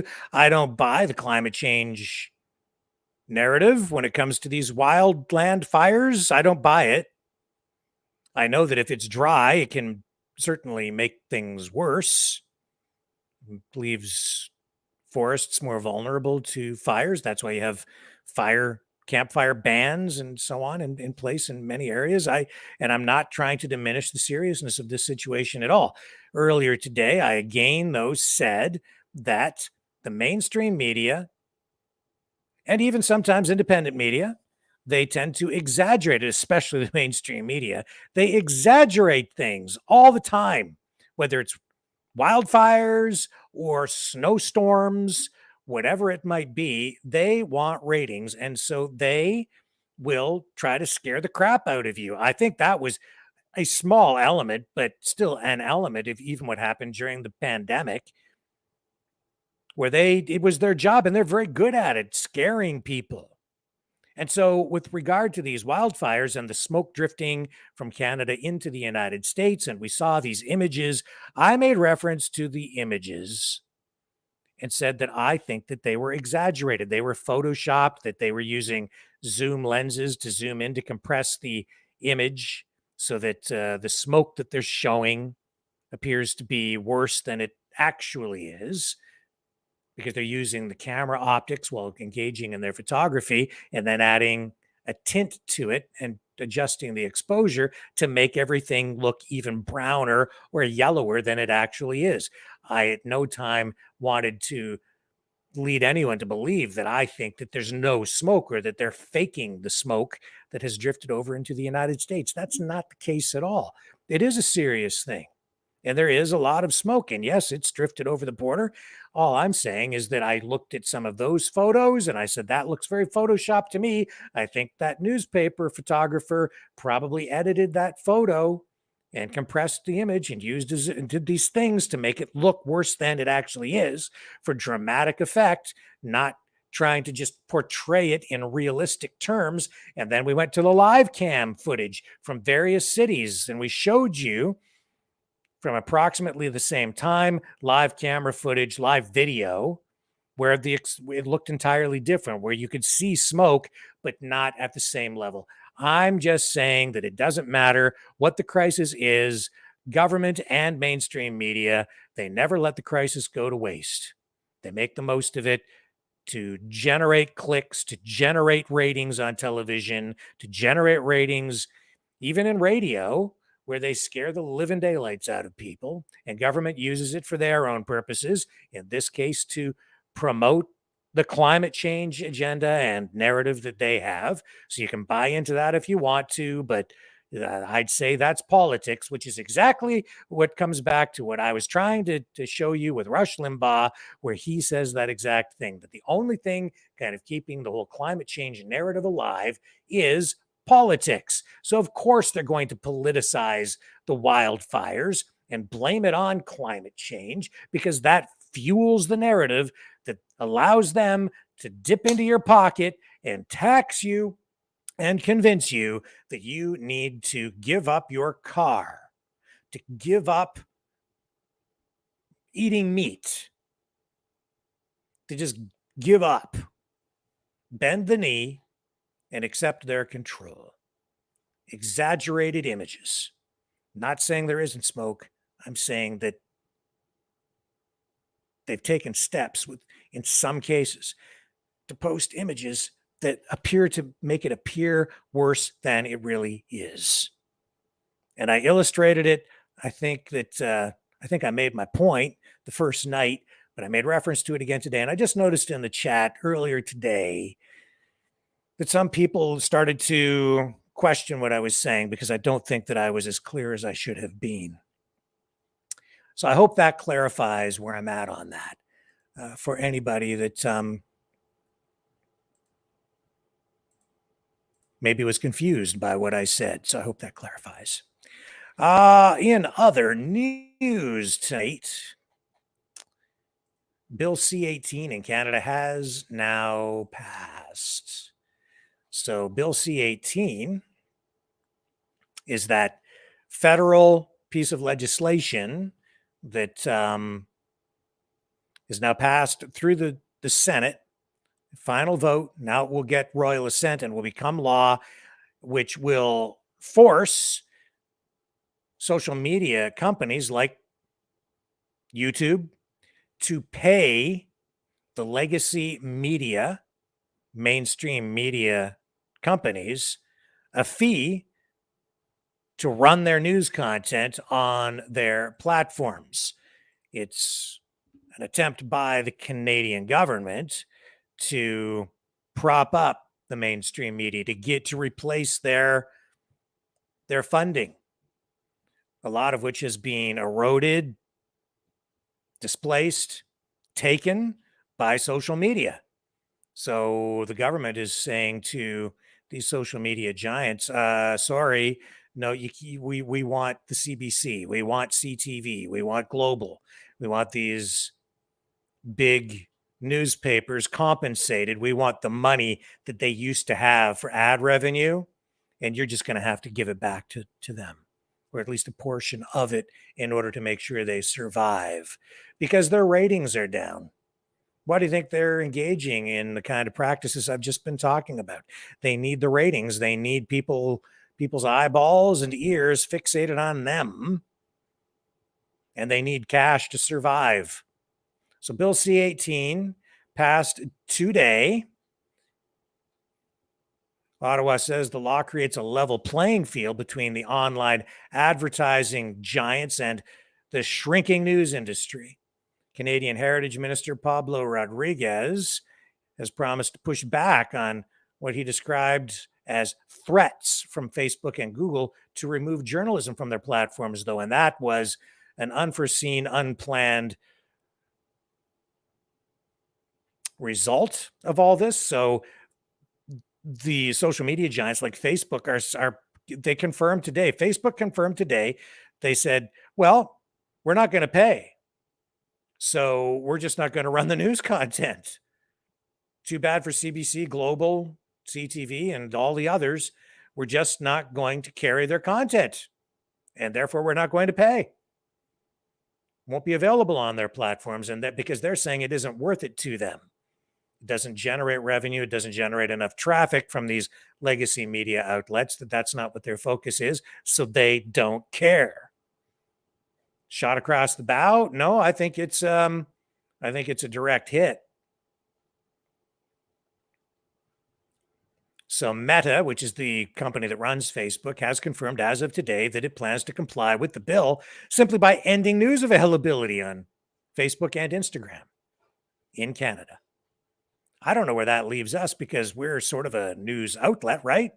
But we're not legacy media, and we receive no funding or compensation, no monetization at all from Facebook or Meta or Instagram for that matter. And we got demonetized off YouTube. So I don't know what they'll do. Are they going to kick us off Facebook now? That might also be an unforeseen result of Bill C-18, where we're just taken right offline. I hope that doesn't happen because we do have a lot of people following us, watching every night on Facebook. So Rodriguez has had meetings with Facebook and Google this week, but they're not saying exactly what was said in those meetings. I can only tell you that Facebook confirmed today that they plan to proceed with the removal of legacy media content on its platform. And of course, we've seen other people very concerned about C-18. They see it as an effort to control the content online. There is an element of that because Bill C-18 also is aimed at ensuring there's a certain level of Canadian content on these platforms. But that's not the main focus. It's about the money, and it's about the journalism. And now we'll have to see how it plays out and see if the public is better served or worse served because of this government intervention. I would argue that in the end, we're going to end up with less service for the public than we had before, and that these government efforts to preserve the legacy media will actually further hurt them.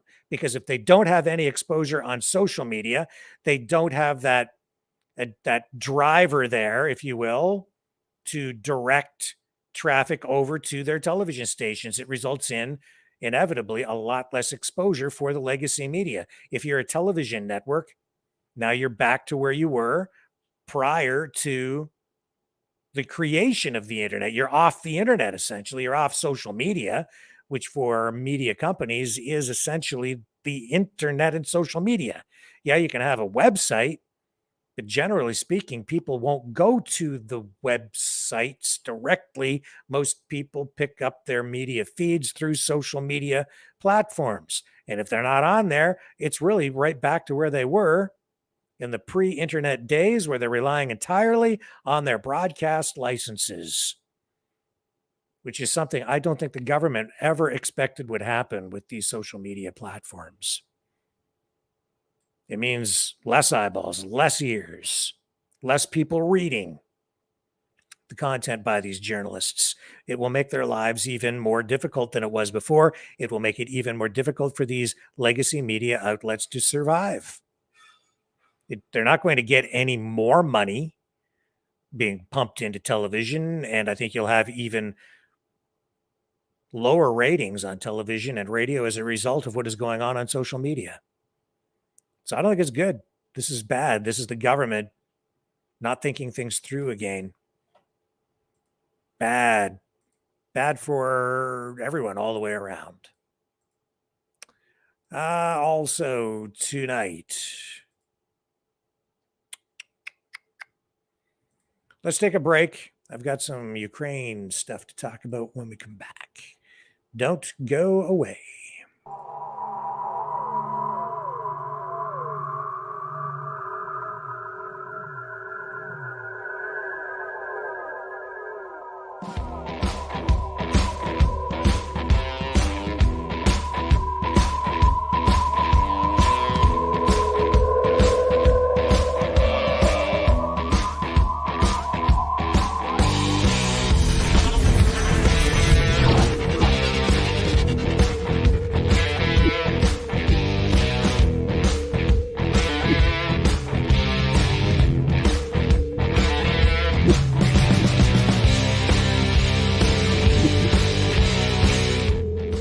Maverick News.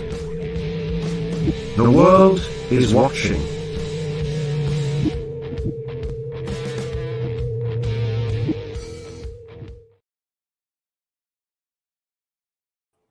More escalation with the conflict in Ukraine. We're seeing tonight Russian Defense Minister Shoigu. He has said that Ukraine has plans to use HIMARS and Storm Shadow missiles to strike Russian territory. Now, Russia has already warned that it would consider attacks like that a full-scale involvement of the United States and the United Kingdom. Shoigu claims that if this happens, they will consider this as a red line escalation, and they will immediately strike Ukrainian, and get this is an important phrase, decision-making centers. That means they would go straight after, I think, Zelensky. And I think they're making it clear that the United States, they view the US and the UK to be directly responsible and now involved. And if this continues to escalate in this manner, I think that we might be in a whole heap of trouble. So here's Shoigu and what he had to say with regard to all of this. According to the information we have, the command of Ukraine's armed forces plans to attack Russian territory, including Crimea, with HIMARS and Storm Shadow missiles. Deployment of these missiles beyond the zone of the special military operation would mean full-scale involvement of the United States and Britain in the conflict. This would entail immediate strikes on decision-making centers on Ukraine's territory. So I think that's what is even more concerning is just the fact that he is specifically pointing the finger at the United States and the UK. This gets us another step closer to a possible nuclear confrontation, the use of possible nuclear weapons. Every single day, it just seems to get worse. Very, very scary. And that's an understatement. Today, Biden met with Prime Minister Modi of India. And I can bring up some of that for you here. And they held their own little news conference as well. India, a rising power in the world, really. Massive population. Mr. Prime Minister, we've met many times over the past few years, most recently in Hiroshima at the G7 summit. And each time I was struck by our ability to find new areas of cooperation. Together, we're unlocking the shared future of what I believe to be unlimited potential. And with this visit, we're demonstrating once more how India and the United States are collaborating on nearly every human endeavor and delivering progress across the board. From designing new ways to diagnose and treat illnesses like cancer and diabetes, to collaborating on human spaceflight, including sending an Indian astronaut to the International Space Station in 2024, to accelerating the global clean energy transition and tackling the climate crisis we face, to harnessing our shared expertise on critical and emerging technologies like quantum computing and artificial intelligence, to ensuring they are not used as tools of misinformation and oppression. We are doubling down on our cooperation to secure our semiconductor supply chains, advancing Open RAN telecommunications networks, and growing our major defense partnership with the more joint exercises, more cooperation between our defense industries, and more consultation and coordination across all domains. So they spoke about the economy, of course, but Modi and Biden sharply divided on the issue of Ukraine, but that is something that was sort of not really talked about much. So here's American dream while maintaining deep connections for their Indian heritage and families. That makes us all stronger. Hang on just a second here.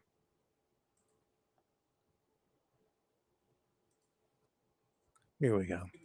They have given it a new direction and a Here's new Modi. energy. Friends, a trade and investment partnership between India and America is important not only for our two countries, but for the global economy as well.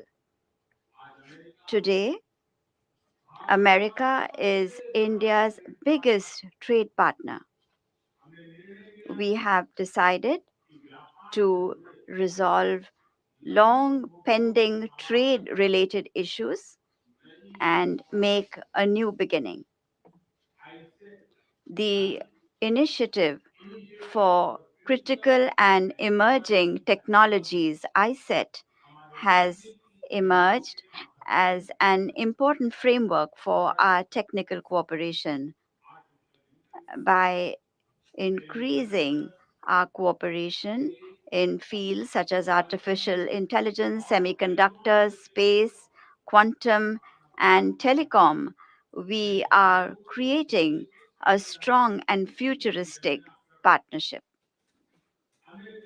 The decision taken by American companies such as Micron, Google, and Applied Materials to invest in India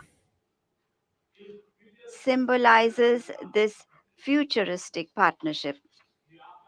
During this journey, I also had the opportunity to meet some other American CEOs, and in my discussions with them, I could feel their enthusiasm and their positive views about India. We both agree that to make our strategic technology partnership meaningful, it is very important that governments, businesses, and academic institutions come together in order to implement India and America's shared vision on clean energy transition. We have taken several important initiatives. These cover areas such as green hydrogen, wind energy, battery storage, and carbon capture. We have also decided that in the midst of global So uncertainties, India and America will, as trusted partners, create reliable, secure, and resilient global supply chains and value chains as well. So all I can say with regard to all of that is I'm glad that they're focused on economic issues and growing both economies. I think that is always good because if they're busy making money and trying to improve the economic situation for both countries and the people of both countries, they'll worry a little less about making war. Unfortunately, I'm not sure exactly how serious they are about all this because the one subject that really they seem to avoid through all of this today was the war in Ukraine. And they are divided on that particular issue. So I'm not sure where that leaves us because these economic goals, these fiscal goals, these trade goals may not amount to anything or may not mean very much if they can't agree on the war if that continues to escalate. So to say the least, I'm concerned about that, and I don't think that is unwarranted or unreasonable in any way. Earlier today, we did make an effort to cover a speech by Robert F. Kennedy Jr. in New Hampshire at a Libertarian Party event called Pork Fest. Now, RFK Jr. is running for the nomination to run for the presidency through the Democratic Party. So he's a Democrat. But there is some overlap there. I think that overall, there's no question that libertarians like RFK Jr. So they invited him to their annual pork fest, which is like what they're calling it, like a porcupine fest or whatever. So they do this out in the middle of a field, and it's sort of like a camping event, and it goes like it's a week-long thing. So we did have Don DeBar down there today, and he was shooting video. And I do apologize. The event organizers did not provide an adequate internet connection, and as a result, the feed that we got out of there was not adequate. It was not up to our standards, and as a result, we were not able to provide the quality of coverage that we normally would provide, and that we promise, or at least we strive to provide for you here on the Maverick News Channel. So I'm sorry for the quality of the feed that came out of there, but it was really beyond our control. And Don and Quentin, his assistant, did their very, very best to bring us something adequate today. It's just that the technology just fell a little bit short. But I'm just going to roll a little bit of what we were seeing down there in New Hampshire today. And the audio was really the biggest problem, because they didn't provide an audio feed at all.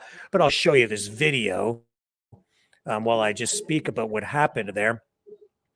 It was an overflow crowd, which shows there is a lot of interest in the RFK Jr. campaign.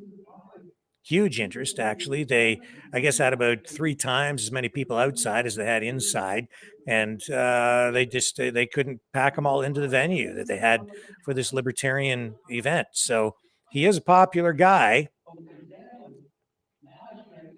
But today's event also made me scratch my head, and it brought some things to light for me. Again, reinforced, really, I think, that the fact that these challengers to both Trump and Biden face, oh man, huge challenges. And I'm not sure if there is even a path to victory for anyone challenging either Biden or Trump. And while I know that a lot of the folks here on this channel, I know that a lot of you who are Maverick family, a lot of you really like RFK Jr., and I like a lot of what he says too. But man, I just don't know if there's really a path to victory for him, because, well, first of all, the DNC machine is set up so that it's not really a democratic process. If someone like RFK Jr. gets a lot of traction through these primaries and there's a lot of grassroots support, it still may not translate into victory for him. We saw essentially that happen to Bernie Sanders. The nomination was essentially snatched from him. And I think RFK Jr. is kind of on a similar path. The DNC as well, they told him not to show up. They didn't want him at this event because it's a libertarian event. The DNC issued a letter telling him that the values of the libertarians are not in line with what the DNC stands for, but that is also part of the problem for RFK Jr. His values, in many respects, don't align with what the Democrats have become, what the Democrat Party in the U.S. has become. This is not the party that JFK was leading when he was president.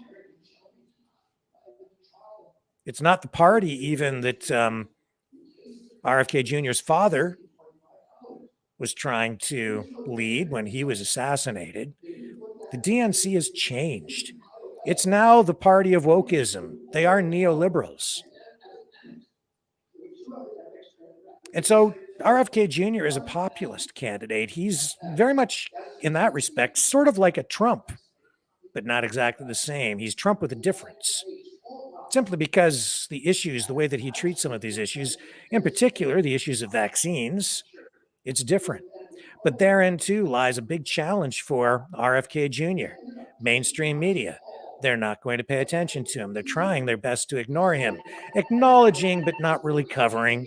And there was very little coverage of today's event in New Hampshire, where he spoke, because he basically told the DNC to take a hike. He was going to go in there and speak anyway, even though the party didn't want him going in there speaking to this crowd of libertarians who are, sort of at the other end of the spectrum in many respects when compared to a bunch of neoliberal wokist ideologues, Democrats.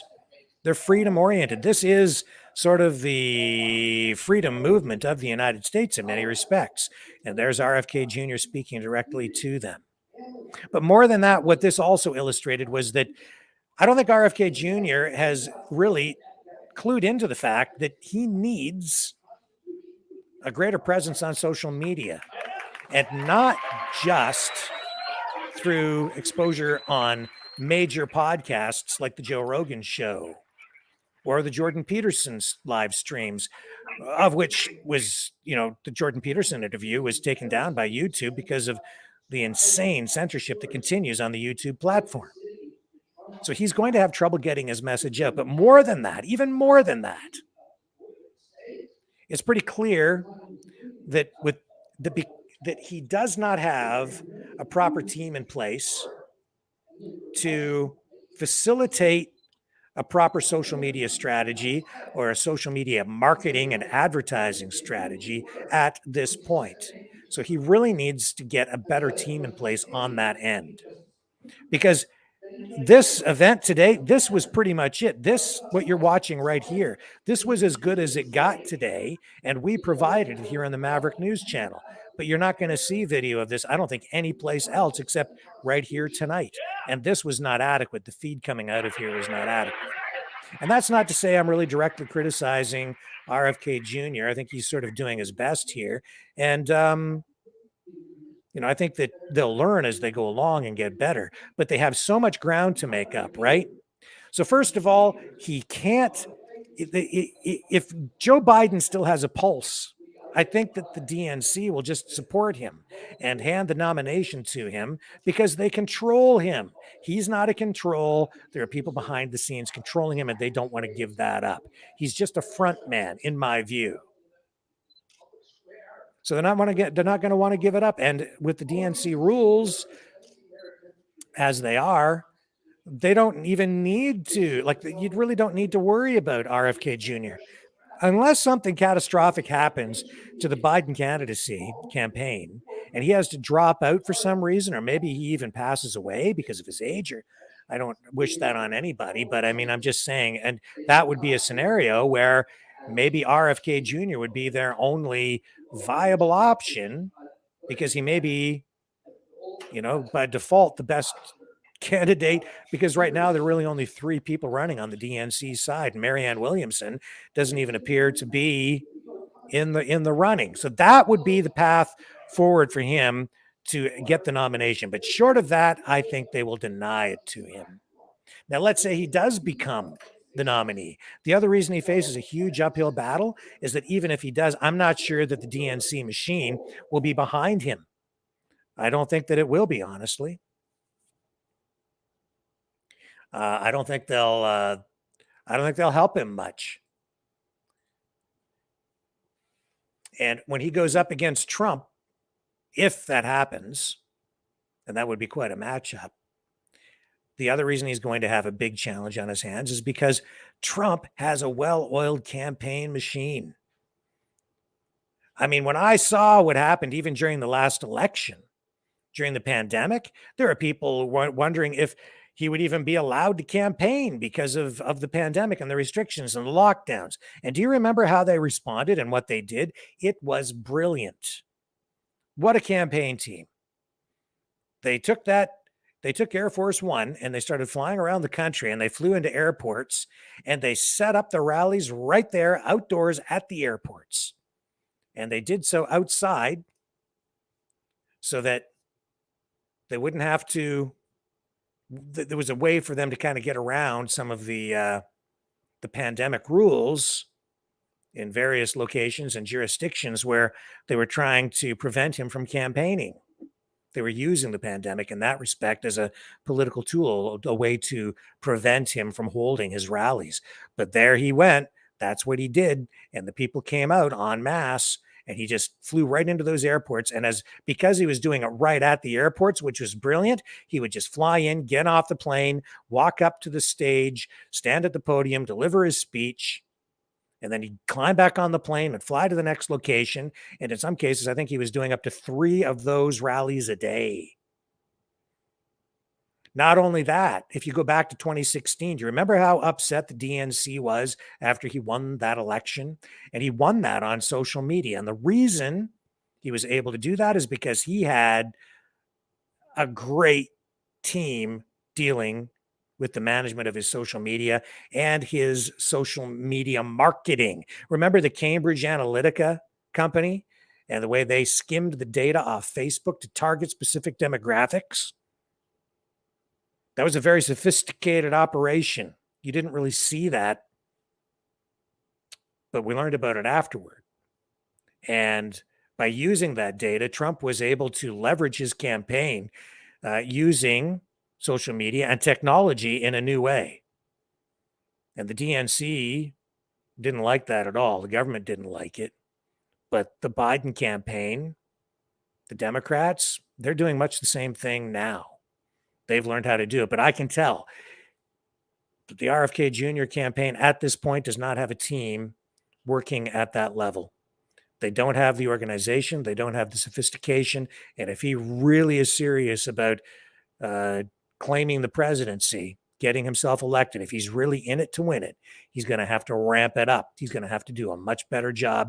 He's going to have to improve his team. He's going to have to make some adjustments and get some people on board who really know how to get the job done for him, because this is a social media race. Now, I've seen online and even through mainstream media commentaries, opinion editorials saying that RFK Jr. might be, and they're calling him the first podcast candidate. And that's largely been true because he has been getting exposure on some of these larger podcasts through live streams, but it's early in the game. And how many times do you think he's going to go on Joe Rogan or Jordan Peterson or any of these other, like he was on Hot Boxing with Mike Tyson? Got a lot of views there, but he's not going to be on there every week. And he's already gone through a lot of those. And right now he's basically on the conservative talk show circuit, which is not where you normally would find a Democrat. In a way, he's kind of running for the wrong party. He's going to have to make some big changes, and he needs to focus, in my view, at this point, on wooing Democrats. He already has the populist vote, and I think if he goes up against Trump, he will be an actual threat simply because of his policies. But he's going to have to combine his platform with a viable and aggressive online social media strategy that includes both organic interviews, which is to say, interviews with online streamers. He's going to have to step up his distribution of his speeches through live streaming so that those streams can be picked up and shared across the internet by podcasters, live streamers, influencers, independent media outlets. He's going to have to do a better job of reaching out and attracting coverage from independent journalists and independent news commentators. They should really be nurturing that relationship much more. They need to be doing a better job of facilitating access for media, including independent media, especially independent media, to events like the one that we saw today in New Hampshire, where there really wasn't very much media at all. But I think if the effort was made, you would get a lot more response if the campaign was more proactive about going out and seeking attention, seeking coverage from independent media, not to mention the mainstream media. And of course, you want your local media there too at every stop. But as far as the networks are concerned, he's just not going to get the coverage. So now that he's been through, I think actually some of the biggest live streams and biggest podcasts, He's going to have to find another way to start to get his message out, because he can't go on Joe Rogan every week. It's just not going to happen. And this is early in the game. Now, he might go on there a couple more times before election day, or, maybe even a few more times, but not enough. So those are the challenges he's facing. And it's the same thing with even Ron DeSantis. When he made his big announcement and he went to Twitter to announce his candidacy, that he was going to be challenging Trump, he made his announcement on Twitter, and that whole thing fell apart. And what a dumpster fire it was. It was a disaster. The technical problems were insane. There was delay, and there was audio playing over top of him talking, and they blamed it on a huge surge in interest, and they said that it was there were server issues, and I don't buy that at all. That was just really poorly planned and really poor audio production, honestly. That's what was going on. It almost seemed like he was being sabotaged. Regardless, it was a disaster, and it was embarrassing for him, which to me also raises this issue. If you can't run a well-oiled, efficient, effective campaign for the presidency, it says to me that maybe you don't deserve the job anyway. Because if you can't run your own darn campaign, how are you going to end up running the country? I don't mean to be overly critical, but honestly, these guys want to become the commander-in-chief. They're going to have their finger on the button. They're going to be implementing economic policies that will affect not just the country today, but for years, maybe even decades to come. These are the guys who will make a policy that will affect whether we go to war or stay at peace. And they need to surround themselves with a team that can get the job done. And the team they take with them into the White House quite often is a reflection of what their campaign team is. So they better have a darn good campaign before they need that in order for me anyway to have confidence in them. Run a great campaign. It shows me that you're competent in that way, that you can actually get things done and you can run something, right? But maybe these guys are both just relying a little too much on their campaign teams, and they don't have the depth yet. And there is still time to recover from some of these faux pas, but they're going to need to do a lot better, because I'll have to give it to like with Biden, they have a machine. They've got money, organization. I don't like them. I don't like what they stand for. I don't like his platform. I don't like what he's done. I'm alarmed. I'm appalled. But they've got the machinery. And that's what will propel him back to victory. And this is the same thing with Trump. He has a solid base of support. He has I don't think his campaign team is as good as the one that he had in 2016.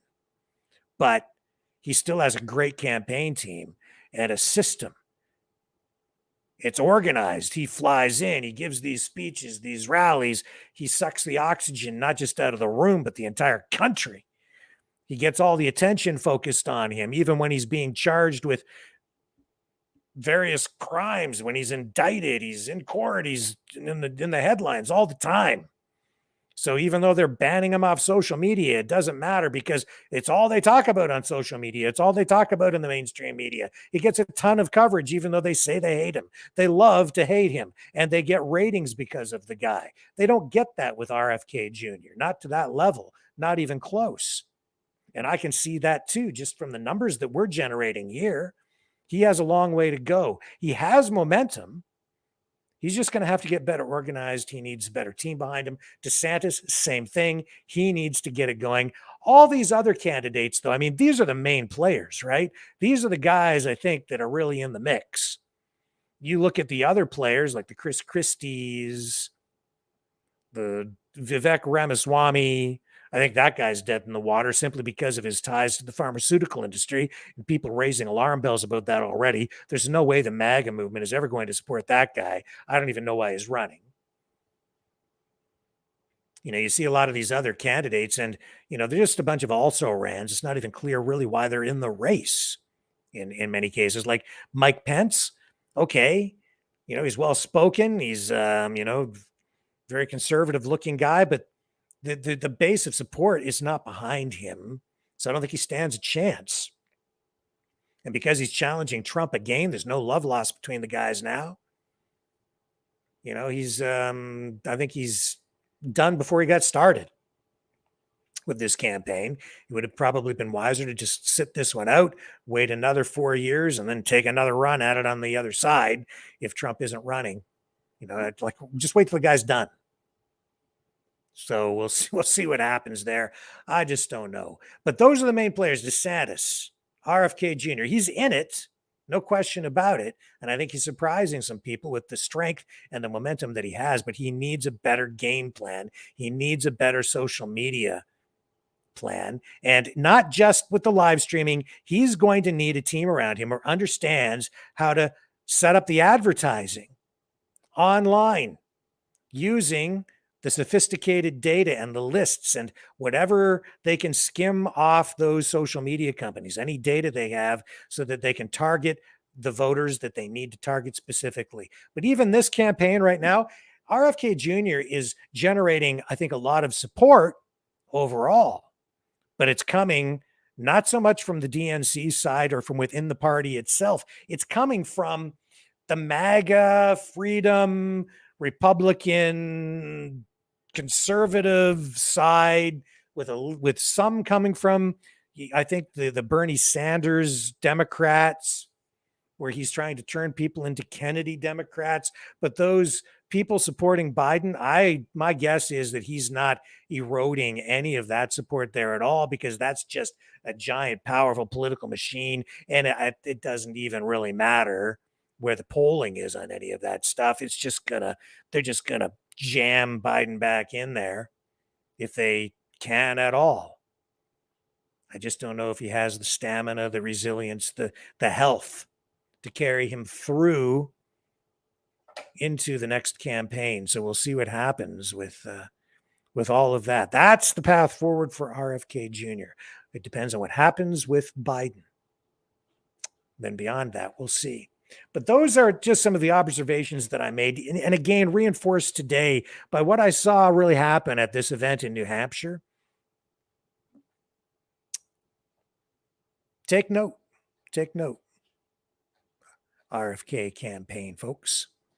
You have a challenge on your hands. So let's take another break. I'll come back on the other side.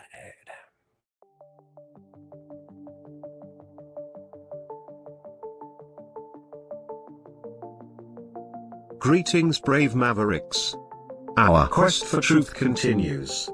We go beyond fake news. Together we expose propaganda. Together we pull others out of rabbit holes. We are maverick thinkers. We are all unique individuals. Defenders of individual rights and freedoms. Credible. Trusted. Grounded in reality. Maverick News. Maverick News. Defending free speech. Free speech. Donate at freedomreporters.com. Do it now. Tomorrow may be too late. Maverick News. The world is watching.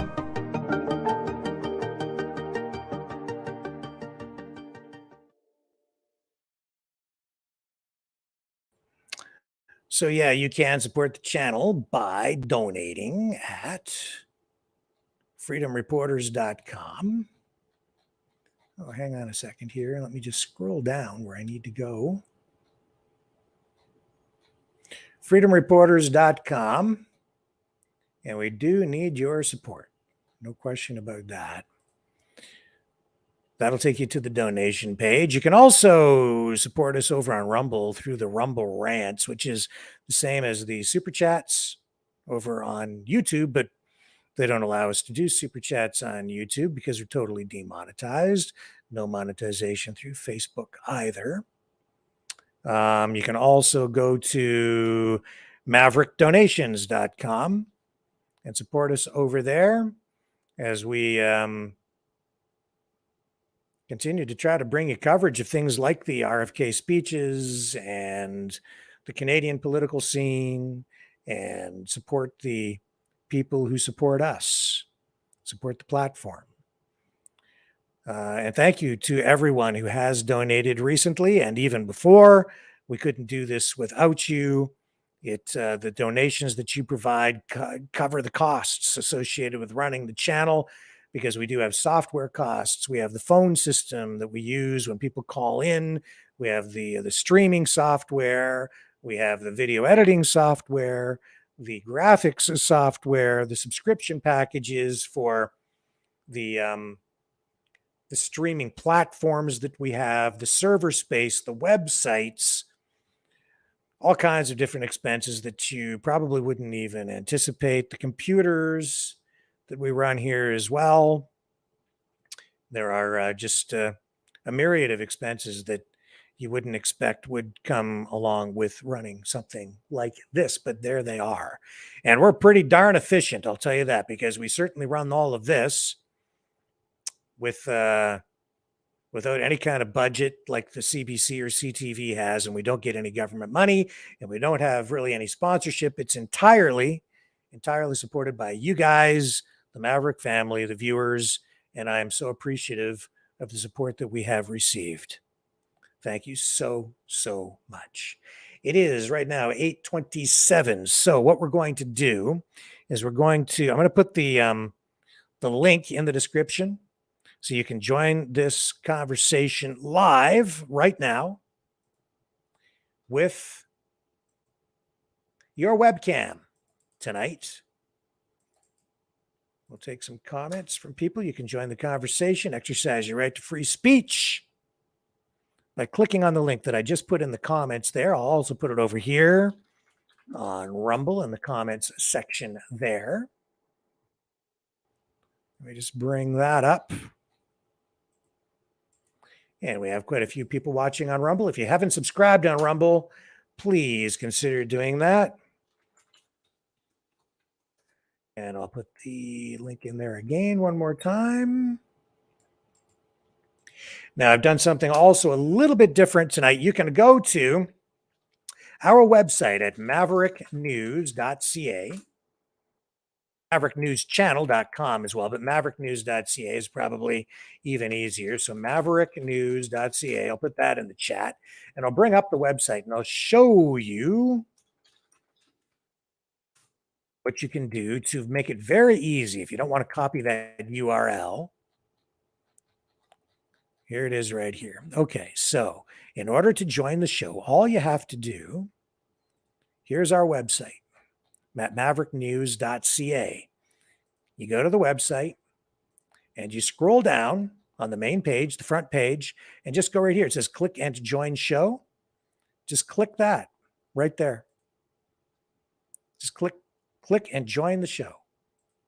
You click that, and that will put you into the back room, the studio. It says enter studio.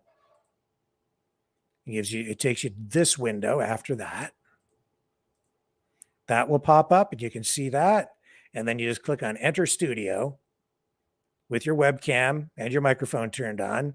If you have a webcam, it usually has a microphone built into it, and you can join the conversation. That puts you into the studio, and then I'll add you to the broadcast. So that's all there is to it. Just click the link, or just click the link that I put in the chat there right now, and this show will be expanded out, and you get to express your views, give us your opinion on these things. We'll have a discussion. I'd like to talk more about the political stuff, but we can talk about anything you really want to talk about here tonight. Sir, how are you? Can you hear me, Rick? I can. Yeah, I can. Wow, look at this, guys. Want to see a nice garden? I don't know if I could flip this around so you don't see me, but you see the garden. Yeah, I see the garden, yeah. So I took, I went into work for a couple hours today, and I got to close a deal on the house tomorrow. So I came home. I'm going to play in the garden and listen to you rant and rave. Yeah, I'm good So at I that.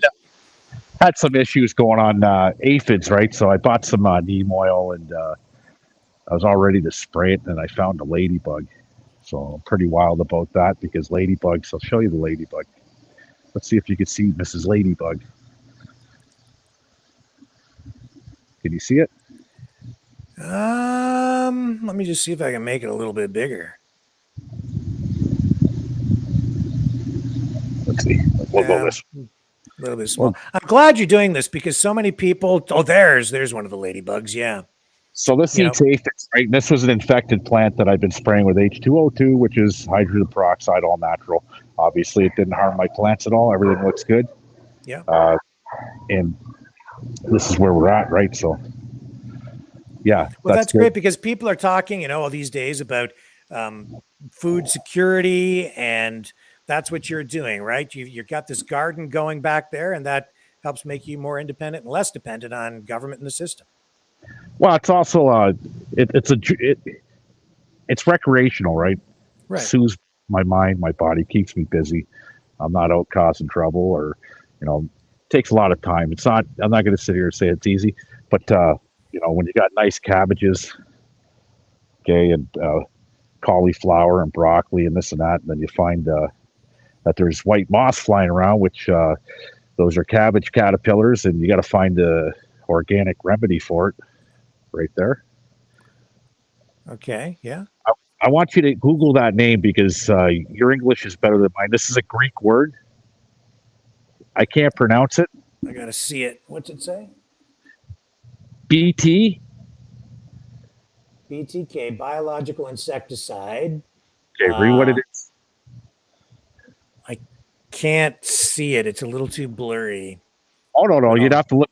You'd have to look it up on Google. Look it up on Google, okay, and look at the name. It's Greek, 1000% Greek. Okay, and maybe you could pronounce the word. I can't. Okay. Looking at it here. BTK, biological insecticide concentrate. It is Bacillus thuringiensis.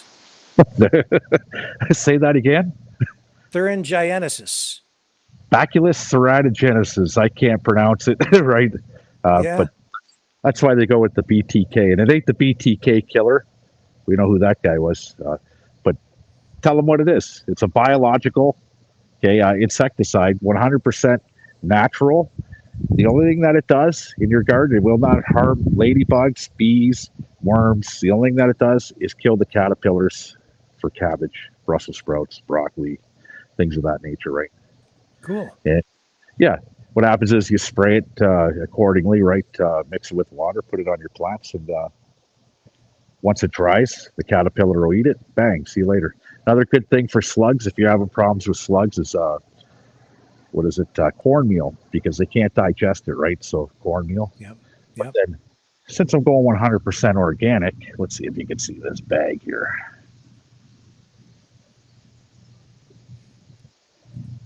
Can you see that? Yeah, 100% organic fertilizer. It's granular and it's also water soluble, right? So we're supposed to get some rain tonight. And I haven't fertilized this garden at all, folks. So the soil's nice, but I do need some fertilizer. It's that time. And this is what it looks like when I stick my hand in there.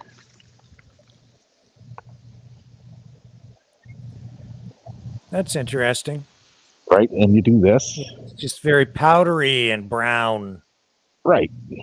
You spread it accordingly around the plant like this, right? And you do that throughout the garden. And when it rains, the pH balance of the rains, I think around 6.1, 6.2, which is balanced nice, okay? That breaks down nice and it's organic.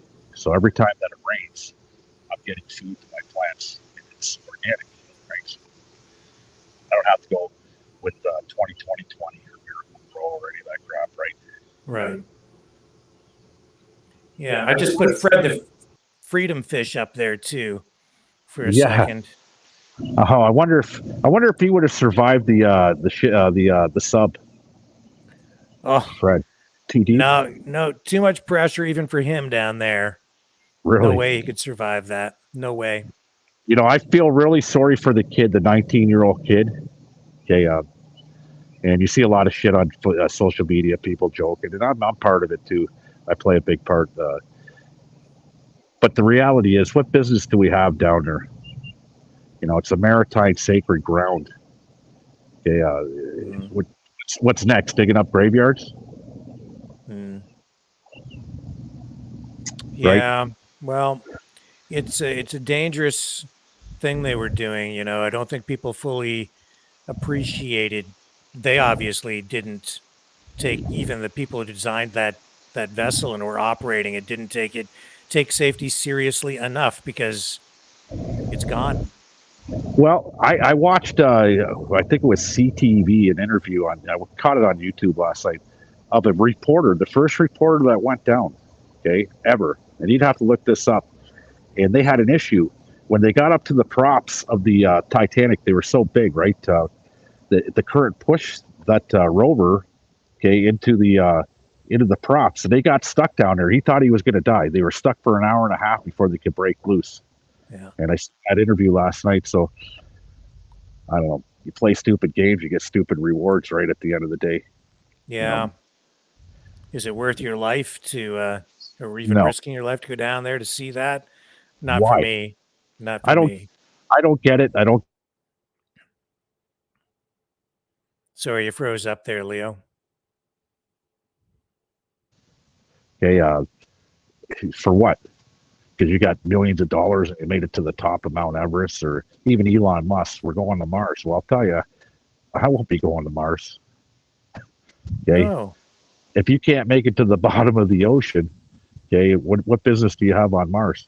Elon should be exploring 12,500 feet below. Right?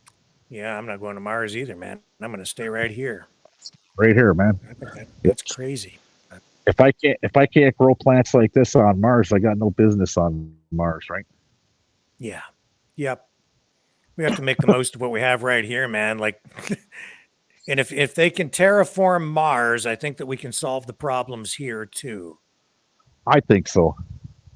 I think so too. You know, like Greta Thunberg. Oh, the world's going to end in 5 years. Oh, what a joke! Really, it is. It's mental illness at its finest, and people are playing right into it. Right. But that, sir, I agree. Yes, I agree. It's sort of it's everything. The world's pretty liberal. It's pretty funny when you look and see, especially with the transgender community, and there's only XY and XX. Okay, chromosomes. Biologically, you're a man or you're a woman. There is no I'm identifying. Well, fuck, guess what? I'm putting on my Santa Claus suit and I'm going to identify as Santa Claus. Does that make me Santa Claus? No. Will it stand in the court of law? Who knows? You're identifying. I got to have pronouns now because I'm Santa Claus. Whatever. What a joke. Trying to change the whole English dictionary. You know, I'm not buying what they're doing. Yeah, me either. Huh. Well, listen, Rick.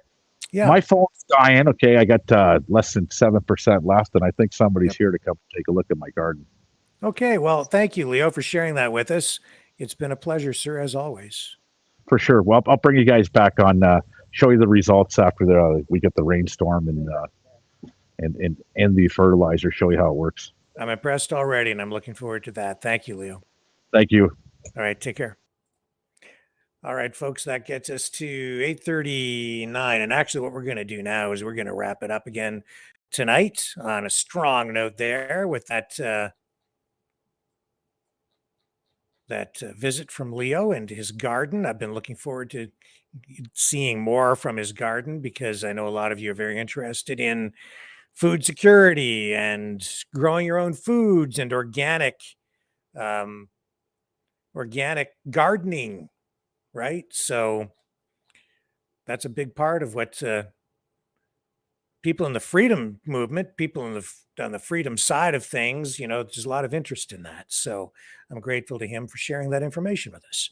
And we'll learn more as he continues to grow. And did you see the size of those cabbages and the other plants in there? I'm pretty impressed. Anytime I try to do stuff like that, I make a mess of it. Usually the stuff gets eaten by critters before I ever get it to my table. So my hat goes off to him. It's not easy to do that. You have to have a green thumb. He's good at it.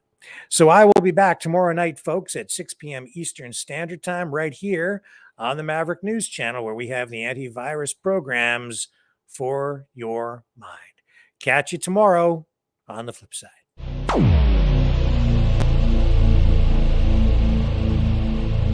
This has been a Maverick Multimedia production.